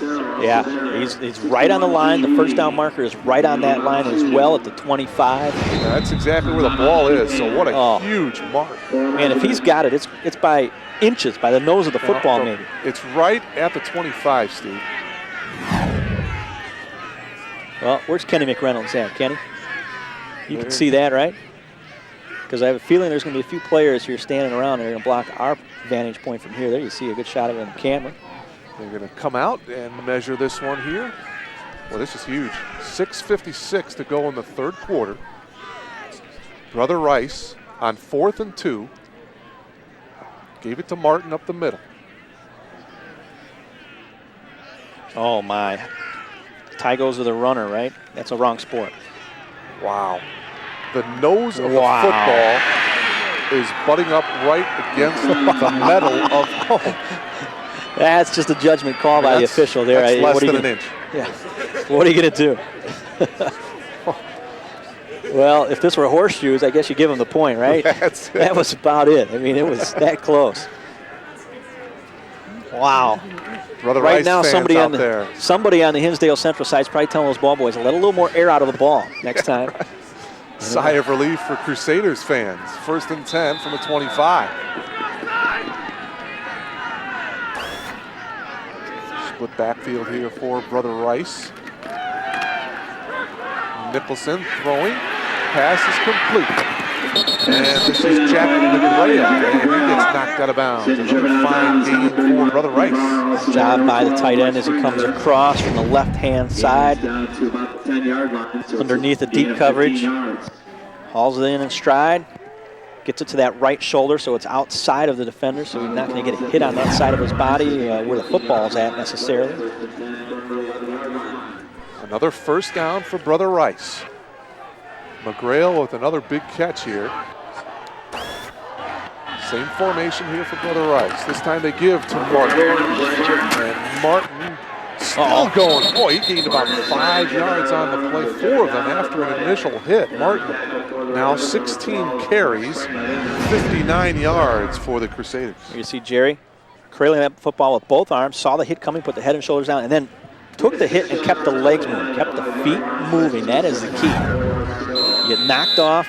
A lot of times you get your balance knocked off, and you don't keep the feet moving because you're trying to regain your balance. That was Mike Springnether with the initial hit on Mr. Martin. That's why you put head and shoulders down, get the momentum forward, and get a little better balance to take the hit. Nicholson looking for Dwyer in the corner, and it is a touchdown. Dwyer is in. What a catch. And a great pass by Nicholson, laying it right there for Dwyer to come down with it. We've seen that one before earlier in the first half where Dwyer was out of the end zone even though he made the catch. So not a touchdown this time. They had the wide side of the field to work with, and through that same fade pattern, one-on-one with a corner out there. It's got a little bit of a height advantage. Let him run underneath it. O'Keefe in for the extra point now. Boy, how big was it for Brother Rice to get on the board first here in the second half? That's exactly what they did. And we've got ourselves a ball game. 21-17, Hinsdale Central with 5:56 remaining here in this third quarter. What a ball game. Well, that's exactly what the Crusaders had to do. Get this ball to start the second half and go down and get points out of it. That's exactly what Coach talked about when Kenny McReynolds talked to him, and that's exactly what they came out and executed. There you see the touchdown play again, one-on-one coverage out there, and nice over-the-shoulder grab. Alex Perkowski, the lone coverage man there on Dwyer. You know, perfectly thrown football, too. You throw it to that outside, only the receiver can get that. Defender cannot get to it. You have to try and jump over the receiver to get it. And of course, he's got a height disadvantage against Dwyer. Make it twice as tough. You know, Brother Rice, Steve, don't forget this season, they have done very well in the fourth quarter. If you recall, they came back and knocked off Providence, snapping the Celtics' 32-game winning streak. And then in the first round of the playoffs against Thornton, they came back in the fourth quarter. So we are far from over here. This is going to be a good finish. Yeah, 15-14 victory over Providence Catholic. We did that ball game. They went for the 2-point conversion. It was successful, and they won it by 1. A little bit contrasting styles. We mentioned how successful the Red Devils have been in first quarter action this year. And now you just touched on the fact that Brother Rice has been the comeback kids a little bit, too. Dave O'Keefe to kick it away. This is Alex Perkowski from his own 9. Perkowski looking for a block as he returns it close to the 30-yard line, and we'll step aside and come back to Hinsdale right after this. You're watching the Comcast Network. Turn to us first. Join Kelly Polizzi as she takes you inside Comcast this month. Kelly will show you just how active Comcast is in your community and will teach you about our continued commitment to education through Cable in the Classroom. Then, hear about Comcast's latest broadband technology and get a glimpse at some of the Internet's exciting new websites. All that and more when you go Inside Comcast with Kelly Polizzi. Friday nights at 9:30, only on the Comcast Network.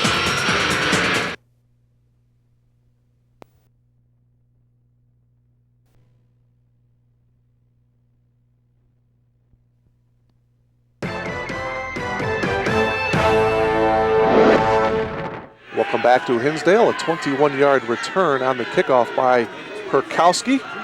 And it'll be 1st and 10. It'll be Joe Bosich, the quarterback keeper, for about 2 yards straight up the middle as he gets to the 33. You see that scoring drive. 5 plays to cover the 89 yards, 2 minutes and 9 seconds.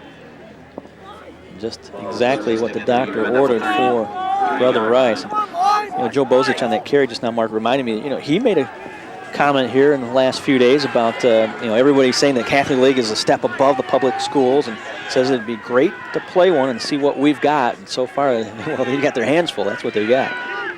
2-yard gain by Bosich, 2nd and 8, the option. Boyke, and Boyke gets tripped up at about the 39-yard line by Dwyer. So the Red Devils trying to establish the run here just a little bit. Not any success really in the first half running the football. And they know they've got to mix it up just a little bit more to widen things up, open things up for their passing attempts. Quick hit plays by the two Kurkowski brothers. P.J. Boyke, not much running, although he came in close to 700 yards coming into this game. 3rd and a couple here for the Red Devils as they are at their own 38. 4:25 to go here in this third quarter, 21-17 in favor of Hinsdale Central. Crusaders showing blitz. And Bozich wisely just hangs onto it, goes up the middle for a minimal gain, Steve. I don't think he got the first down. I don't think he got it either. Boyke was kind of the decoy on that play. Nobody really came out to the outside to pursue him. They bunched it up with bodies on the inside. Did not fall for it. Red Devils not getting that ground game going. That was just the 10th running play for the Red Devils all game. 4th down now, Dwyer back, awaiting the Hubbard punt.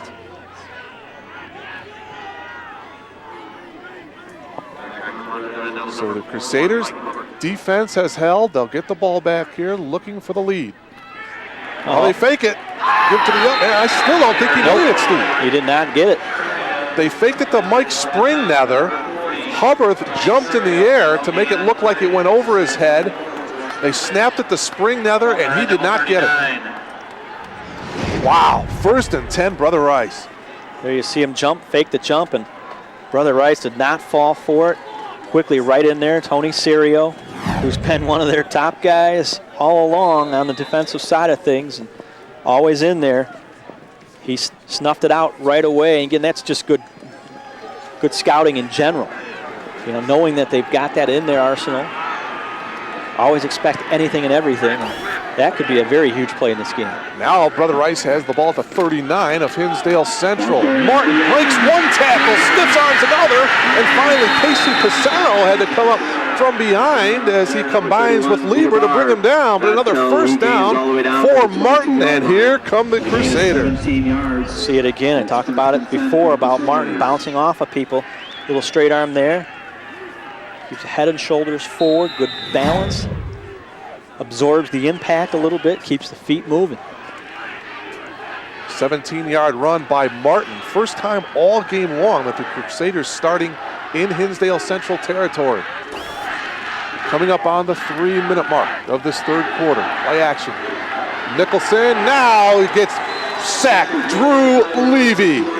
6'3", 260-pound senior, all conference a year ago, all area, one of the captains on this Red Devil defense, comes up big. We need a couple more of those to say the least here, Mark. 5-yard loss.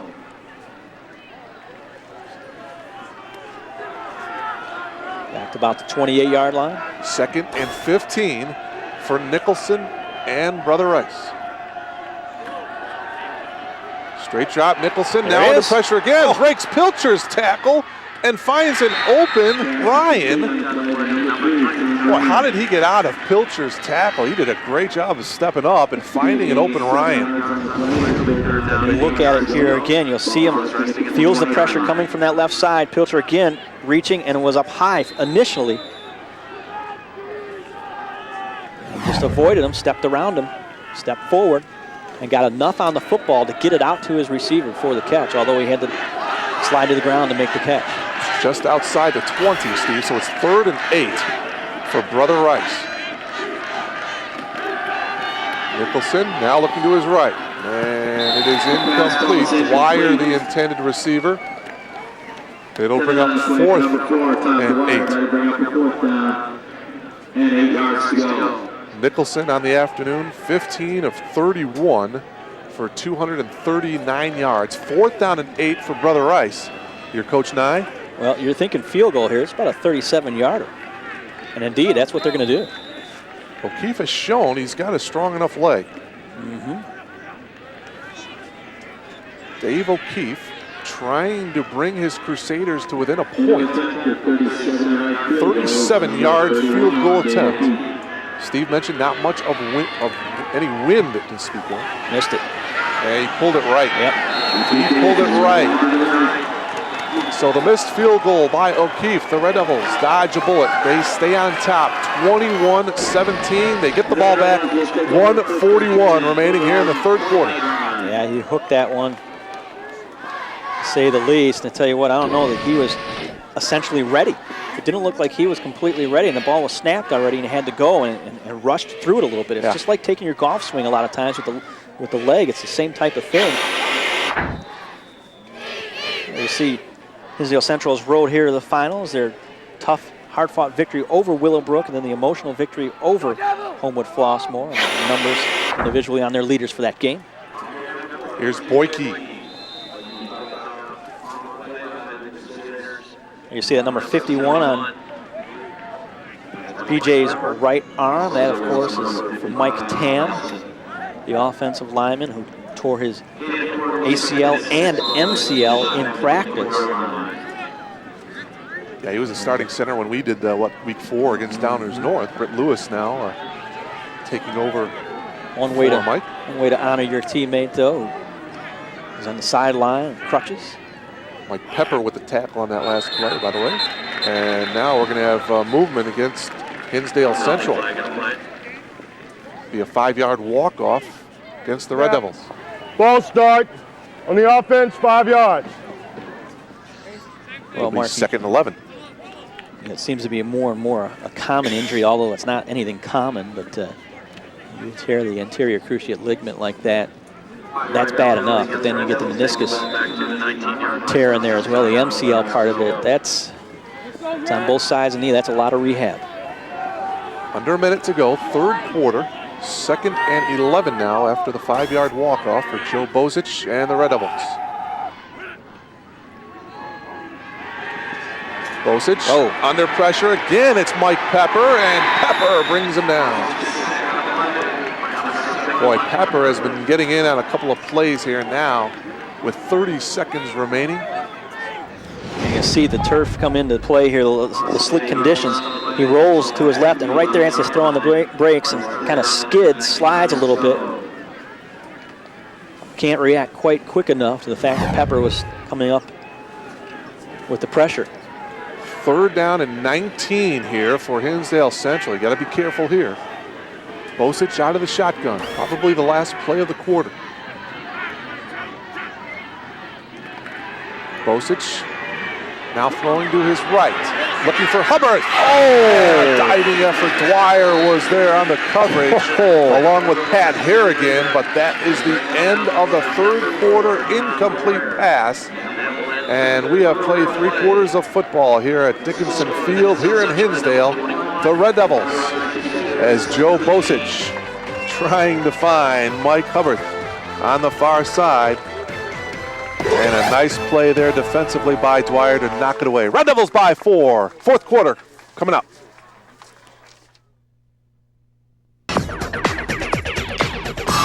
You're watching the Comcast Network. Turn to us first. If you're going to cover high school sports in Chicago, you got to prove it. Because actions speak louder than words. And covering high school sports is more than just flashing the scores. It means full game coverage, extensive highlights, and interviews from across Chicagoland. You can't just make the claims. You either cover prep sports or you don't. The Comcast Network, Chicago's leader in high school sports coverage.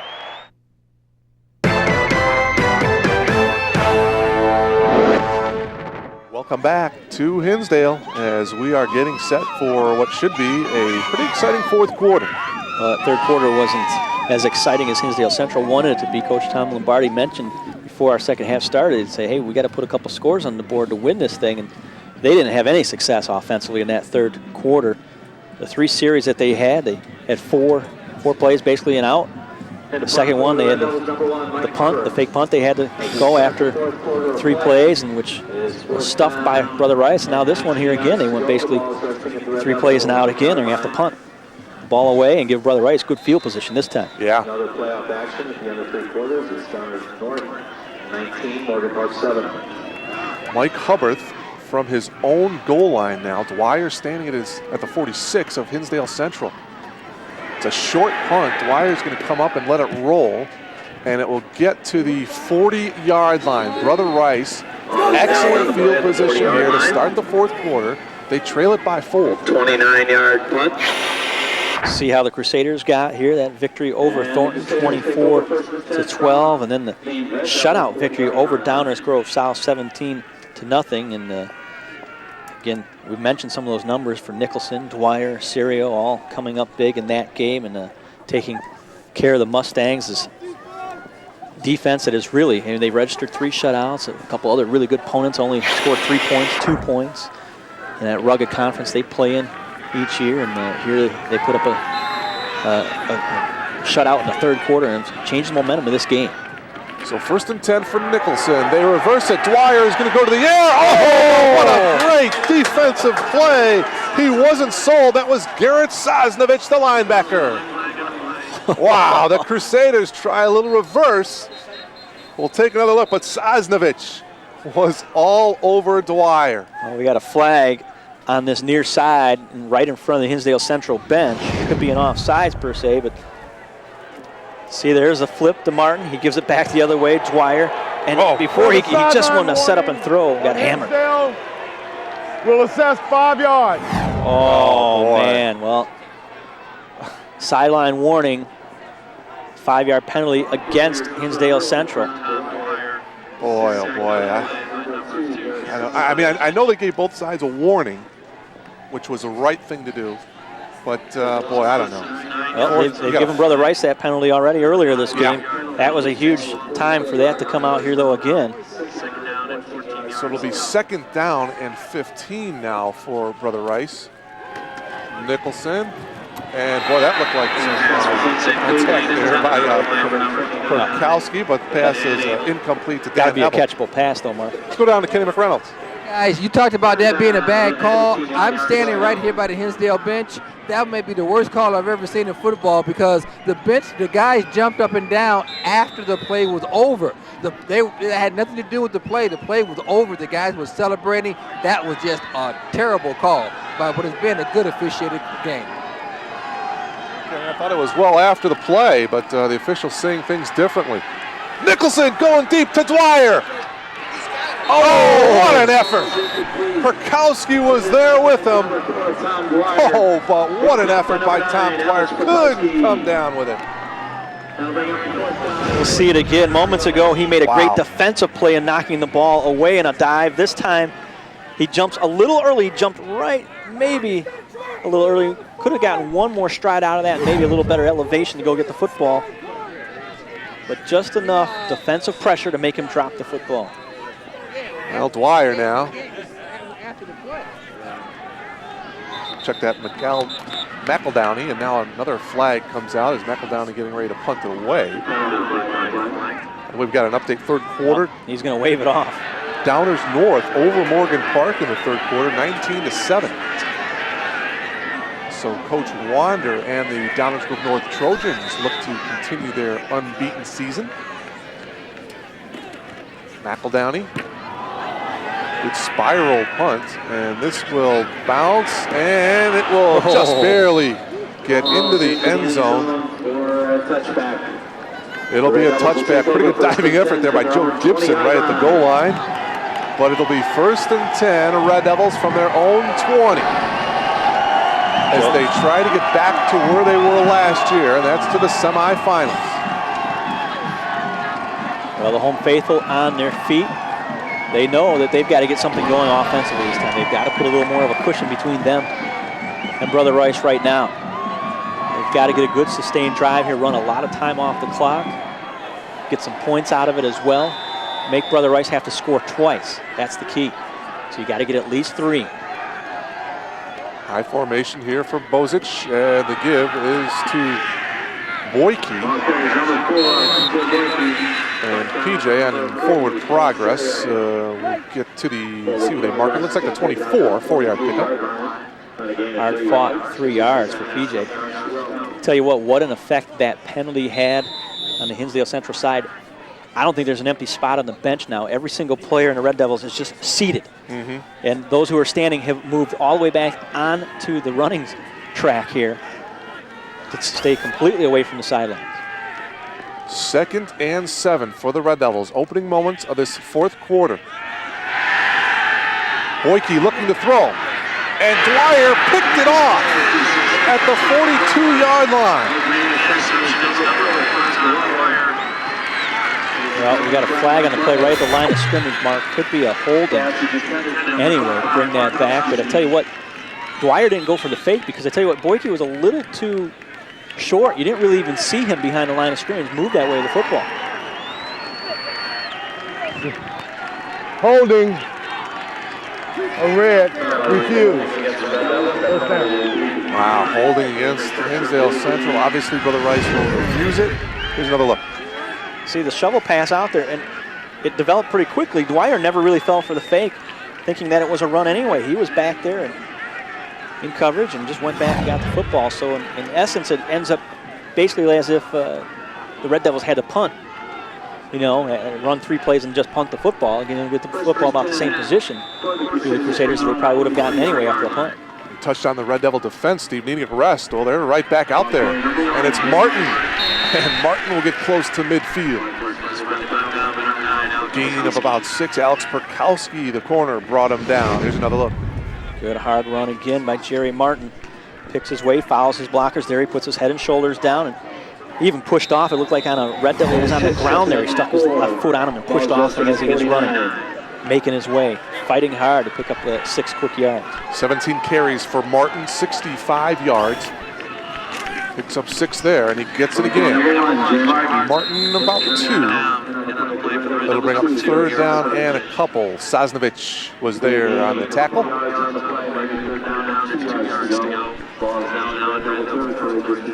Under 10 minutes to go. Brother Rice and Hinsdale Central, both teams coming into this quarterfinals 10-1. The number 1 and the number 2 seeds going at it. What a game it's been. 3rd and 2. Brother Rice from the 48 of Hinsdale Central. Nicholson to the air. Has his man Jim Buckley at the 42. First down, Brother Rice. Buckley couldn't do anything but catch that ball. It hit him in the chest so hard. Just a bullet.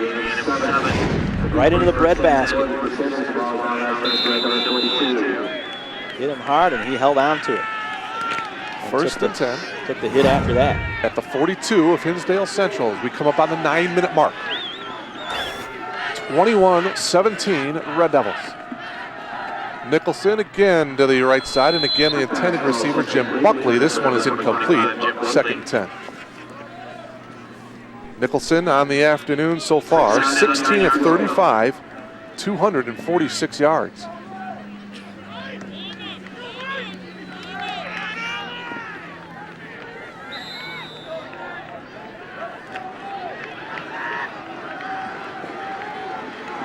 Nicholson coming into this game has thrown for almost 1,400 yards on the season. 2nd down, and the second man through is Martin, met by Pilcher. Doug Pilcher met him maybe after he gained a yard to the 41. 3rd down and call it 9. Oh boy, time for the defense to step up again. Oh, this is it. Talk about one of those big type of plays in a ball game. This is it right here.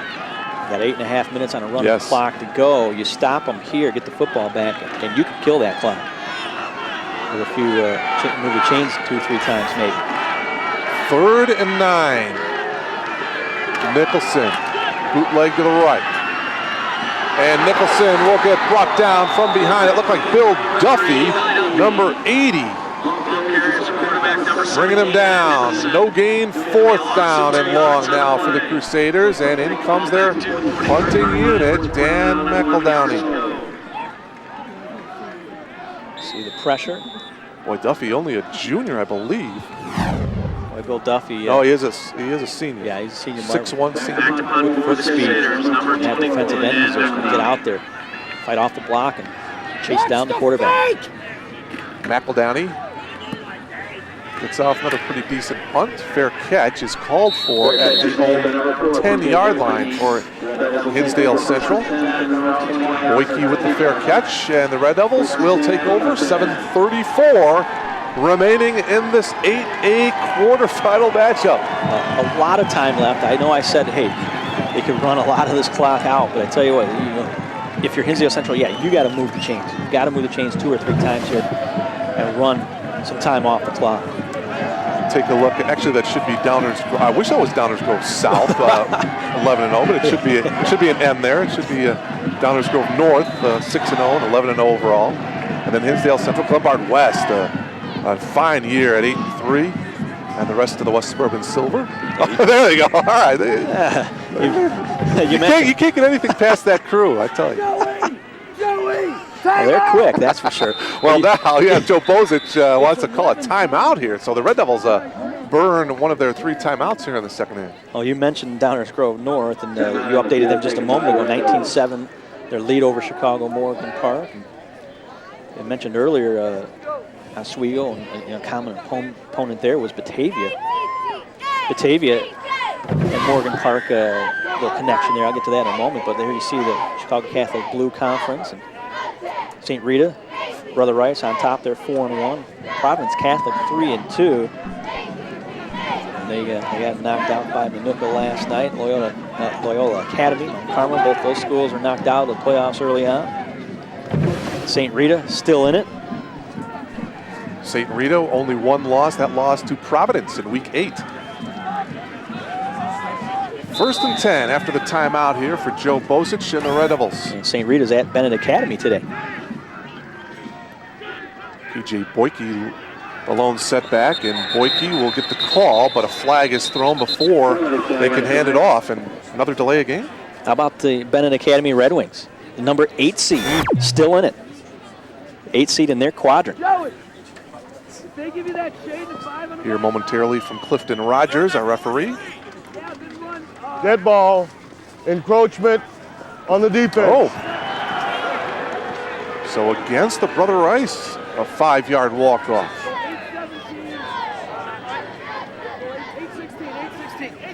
Bozic in the second half has only thrown it twice. He's 0 for 2. 7 of 12 in the first half for 238 yards. So obviously some defensive adjustments for the Crusaders.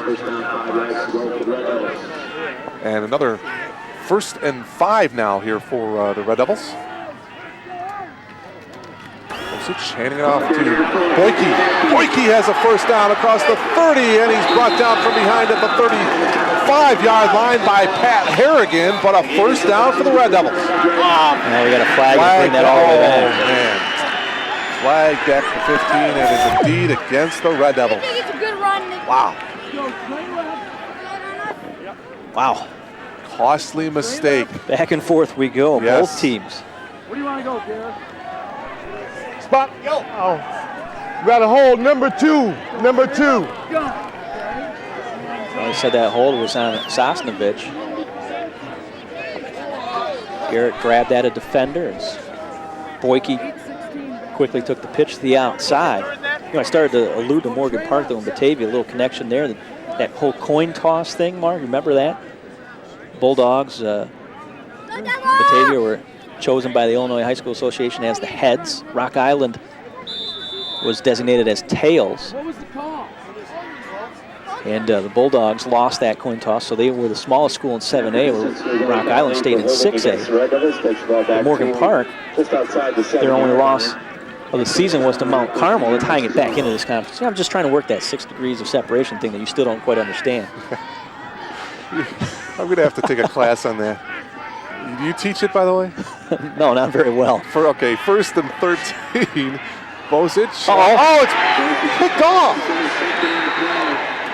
Oh, my. Brother Rice now at the 13-yard line. Pat Harrigan, Who was it, Ryan? He's tackled on the play by number 54, Brett Lewis. Wow, way underthrown. I'm not sure where Joe was trying to throw that football to, but there were no red jerseys necessarily in that immediate area. They're about 5-7 yards downfield farther. He's rolling to his left, throwing across his body, and doesn't get much on that. Picked off right there, number 2. That looked like Pat Harrigan. Pat Harrigan should be number 41, I believe. Okay. Try to get that, but I thought that was a number 2. It was number 2. They got Pat Harrigan on the roster, though, as number 2. But nevertheless, Nicholson has Ryan, and Ryan is shoved out of bounds inside the 5. Brother Rice with a golden opportunity here to take the lead. 6:45 remaining. See the replay again. What you don't see here on the outside of the screen on the left side is a defender slipping and falling down. And you got to watch where you're standing over here. Look out. Man. Even when you're a good 5 yards off, you got to back up. That can get dangerous down there. Who's our parabolic mic operator today? I believe that would be none other than Dale Van Dusen, the original DVD. Yeah, DVD. He always uses that thing as a shield to knock people away. 2nd and goal. Nicholson giving it to Martin, I believe. And he didn't get in. He's at about the 1.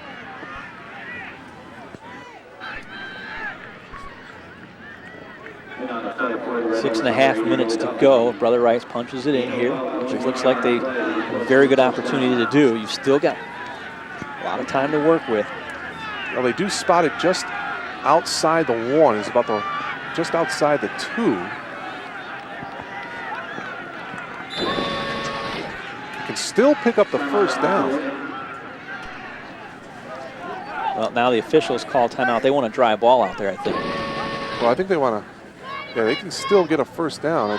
They may come out and measure this one. Oh, okay, they are going to measure. So I'm run the other football off.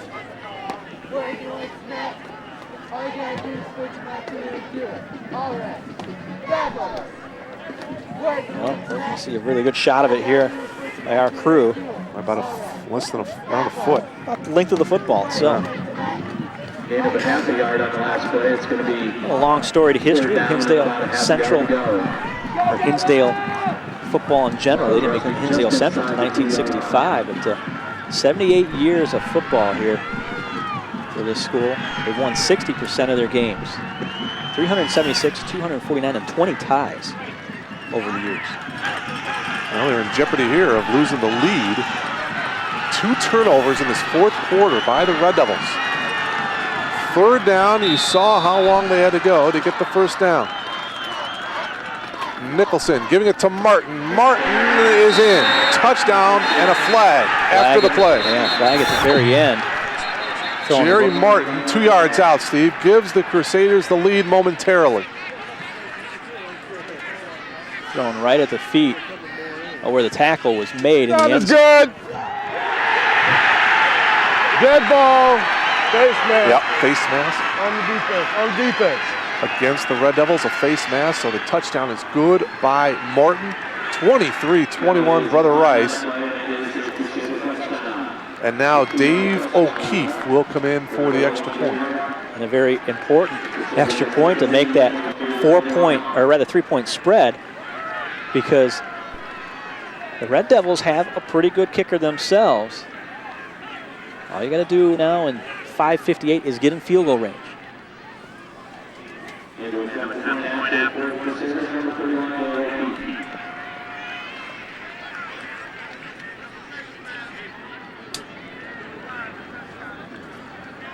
Brother Rice, of course, declining the face masking call.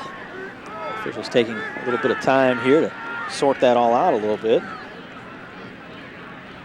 Well, we did touch on how Brother Rice comes back in the 4th quarter, how they have done that throughout the year.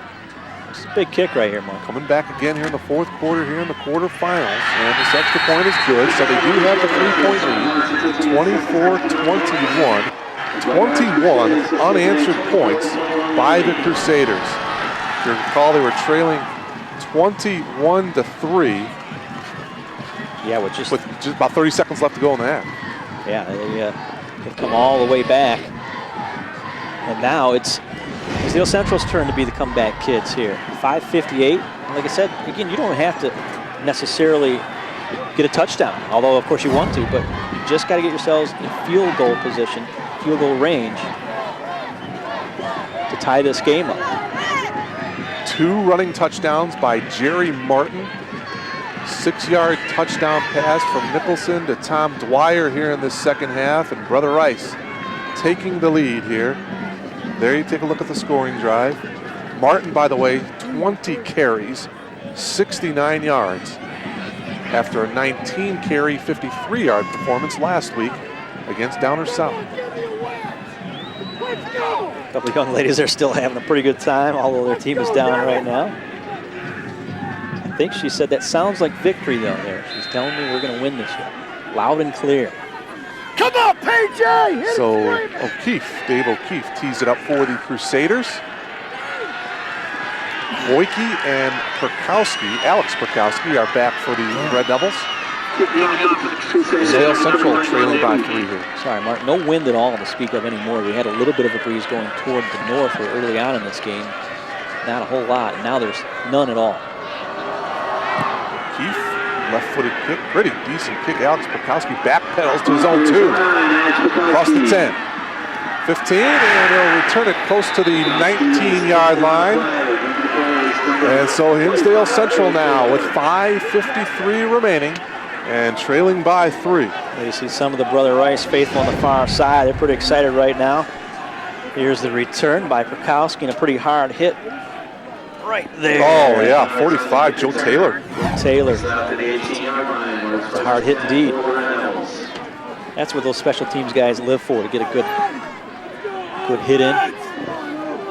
Hinsdale Central, interesting, Steve, their opponents this season, all the teams that they played combined, 67 and 45, 22 games over 500.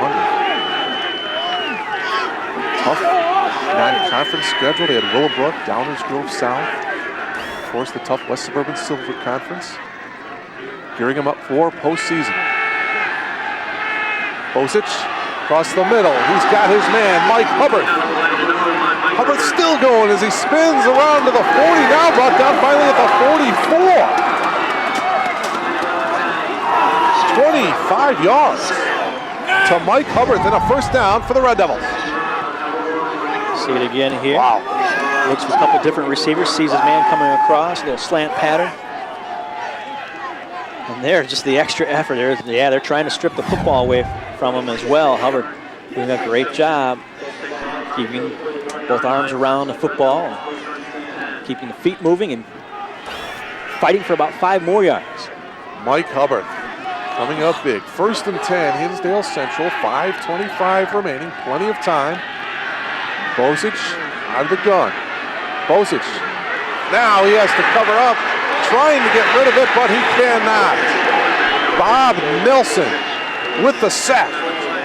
Oh, I tell you what, you got to credit Tony Serio, Mark. Right before that play, he made a hand signal out to the outside. His cornerback switched off. He picked up Pilcher coming out of the backfield. And that's where Bosic right there was looking twice, looking for Pilcher, but Serio was right on top of him. He couldn't throw it there, had nowhere to go. Should have just tried to throw it away, throw it out of bounds, throw it in Pilcher's vicinity instead of taking the loss of yardage. But hey, it's easy to say that from up here. Second half for Hinsdale Central. Their possessions, 4 and punt, 4 and that fake punt that didn't result in the first down, and then the last 2 possessions ended in interceptions. Bosic just trying to make a little bit too much happen. 2nd and 24, and now another penalty and a delay of game against Hinsdale Central. So the Red Devils starting to unwind here just a little bit. Well, they've been pretty quick to the play clock all day long. They don't wait around. They start to get things going, and Bosic in the shotgun took a little bit too much time looking over the defense, calling out some audible of some sort, switch things up. 4:26 remaining.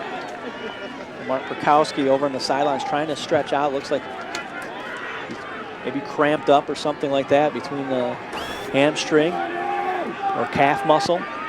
They need to get number 5 in the game too. 2nd down and 29 now after the 5-yard walk-off. Bosic, Hubbard, the intended receiver, it's picked off. Back to the 32-yard line. And Brother Rice now in excellent position here to run this clock out. Another interception, the 3rd interception by Brother Rice here in the second half. And Joe Bozich trying to force the ball in there. Two defenders right there. They, as a matter of fact, both had a beat on it. They ran into each other trying to catch that. He was looking for Mike Hubbard. Not enough spacing there. A huge turnover. And now, Brother Rice, you know that Jerry Martin's going to get the ball a few times here, to say the least.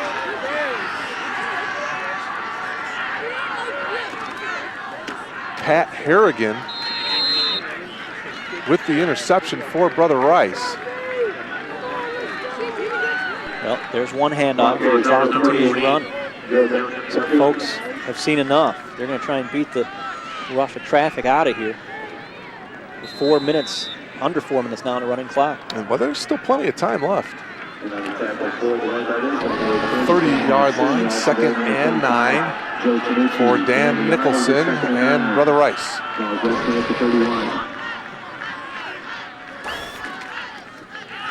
Pitch to Jim Buckley. And Buckley will get wrapped up at the 27 by Garrett Sosnovich, along with Mike Springnether. Gain of 4, 3rd down, and call it 5. See it again, Buckley. Staying inbounds. Indeed, that's the key. Stay inbounds, keep the clock running. 3:15 remaining. Now, this is a big 3rd down play, but you got to stop them as fast as you can to try and get the football back. 3rd down and 5 for the Crusaders. It is indeed a huge play for the Red Devils to give to Martin, and Sosnovich had him, Steve, but Martin kept those feet moving. Yeah, he got close to a 1st down. He got 3 yards where he shouldn't have had any. So it's going to bring up a 4th and about 2 or 3. They spotted right at the 20, well, just outside the 25. Taken by the Red Devils will take their first timeout. I believe it's their 2nd. I thought they took one earlier in the half. You're right. You're right, Mark. So That's correct. Their 2nd timeout. So they do have 1 left. 2:54 remaining in this ball game. And friends, don't forget that you can join Lisa Prati as she highlights the latest in-demand movies and events, plus offers movie and wrestling trivia contest to win great prizes. That's channel surfing Friday nights at 6 right here on the Comcast network. 2:54 remaining. The winner of this game to move on to the 8A semifinals. To take on the winner of the Lockport-Wheaton-Warrenville South game being played tonight in Lockport.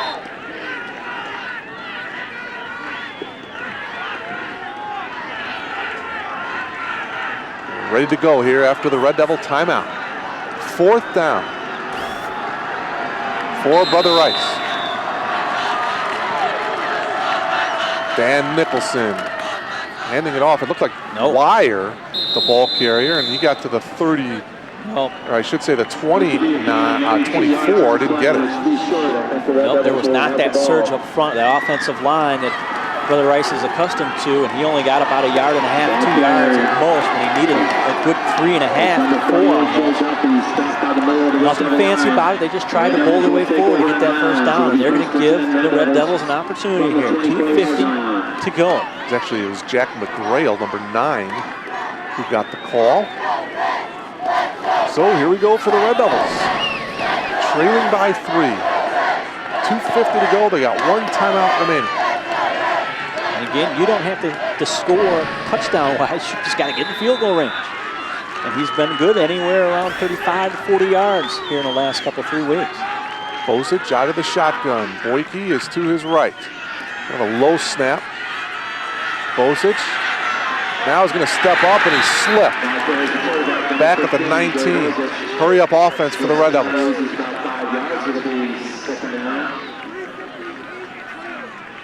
Bob Nelson was close to him, Steve, but there was no contact. Bozich just kind of slipped a little bit. Here's another look. Just thinking about right here. Do I run?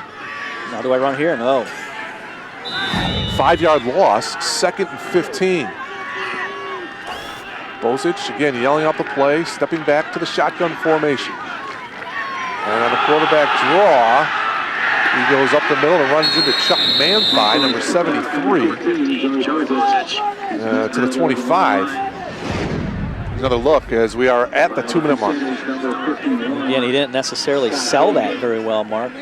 Not much of a hesitation, just kind of took off. He's got a full 9 yards to go here. This is a huge play. 6-yard pickup, so 3rd and 9. 3 wide receivers. You see the clock, lower right-hand part of your screen. Again out of the gun.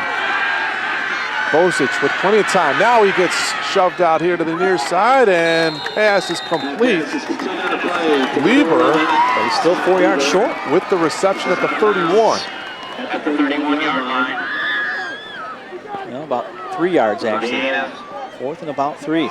Good diving catch by Lieber. Down and out. Stop the clock as well. They're going to have to use a timeout. That's their final one, I believe, with 1:34 remaining in the ball game.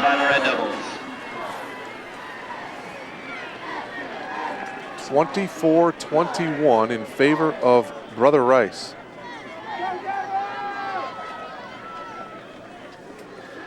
Timeout taken by Hinsdale Central.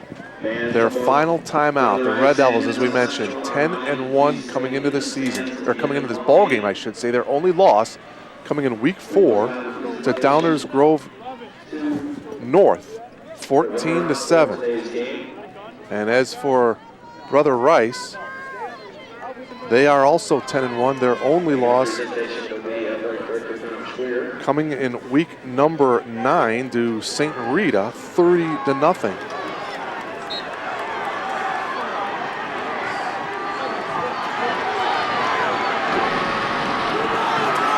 Here we go. Big 4th down and 3 for Hinsdale Central. This is the ball game to say the least. Bosic out of the gun. 2 wide receivers now to the top of your screen. Mark Perkowski to the bottom. Here come the blitz. The give is to Boyke. And Boyke was stopped, I believe. Don't think he got it, Steve. No, he did not get it. Took a little bit too long to develop. And the Crusaders snuffed it out and stuffed it out. They pursued to the ball very quickly. We talked about that speed on the defensive side of things here earlier.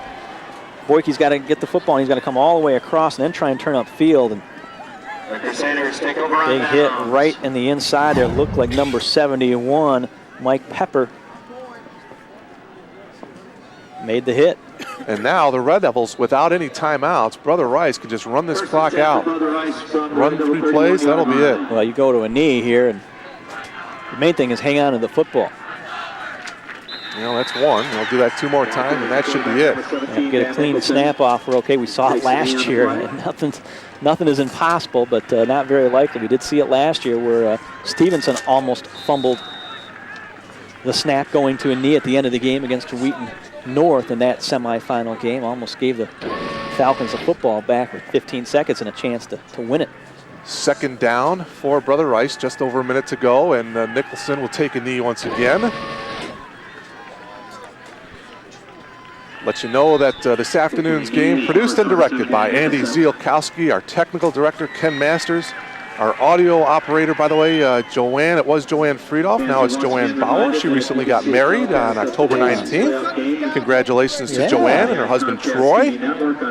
Tape replay operator Vince Faricello, graphics operator Maggie Crow, Jen Howard, Steve Anton, Lee Denham, and Andy Locke on cameras. Of course, our parabolic mic operator Dale Van Duser. Tonight's game engineered by Don Smith. There's the knee once again. Program manager Dan Capasso, programming director Rebecca Cianci, Tom Bonnet, our statistician, along with Kenny McReynolds, Mark Kruger, Steve Mogan. Clock winding down. Brother Rice comes away with a 24-21 victory over Hinsdale Central, and they will move to the Class 8A semifinals. What a ball game for the Crusaders, who, Steve, once again coming back in the 4th quarter. Combined with some Hinsdale Central mistakes and interceptions and turnovers, and Brother Rice will move on, now 11-1. Steve Nye, what a tremendous job he has done. Let's go down to Kenny McReynolds. Kenny, what have you got? We're down here with Jerry Martin. Guys, you can always tell a great running back by the dirt on his uniform. Your uniform is filthy. But tell me about that game-winning touchdown. No, it was hard. I was kind of nervous. Coach was telling me to hold on to the ball. And I did. He called my number. Just put my head down and lunged forward for the touchdown. You were a big workhorse in the second half. Did you know that going into this half that they're going to call your number all half? I didn't think so. I thought we was going to pass the whole game. Yeah, so I was glad he did, though. Can't say enough about that defense. They didn't allow any points in the second half. Oh, yeah, we have a great defense. We did pursuit drills all week. Coach worked with them on the pass coverage. And stepped up big for us. I love him. It doesn't make a difference who you play next? Nah, it doesn't make a difference. It's the best. Show up. Yeah, just show up for the showdown. All right, congratulations, Jerry. Hey, that's Jerry Martin. What a game he had. Scored the game-winning touchdown. Mark, let's go back up to you. And he sure did. 22 carries, 72 yards. He actually had a pair of touchdowns this afternoon. And Brother Rice with a remarkable, another come-from-behind victory. A great game this afternoon, Steve. But Hinsdale Central kind of unraveled a little bit in that second half. Indeed, they did, Mark. They just tried to do a few things, maybe too much in a couple instances. It backfired on them. The fake punt changed field position. And the interception, obviously, key, leading to that winning touchdown. And, boy, what a great season they had. I know the young men are very dejected right now, but they had a fantastic season here again. So that'll do it from Dickinson Field here in Hinsdale. The Crusaders will move on to the Class 8A semifinals. 24-21 victory over the Hinsdale Central Red Devils. So for our entire Comcast Network crew, for Kenny McReynolds, Steve Moga, Mark Kruger saying so long from Hinsdale. Brother Rice over Hinsdale Central, 24-21. This has been a Comcast Network sports presentation. So long, everybody.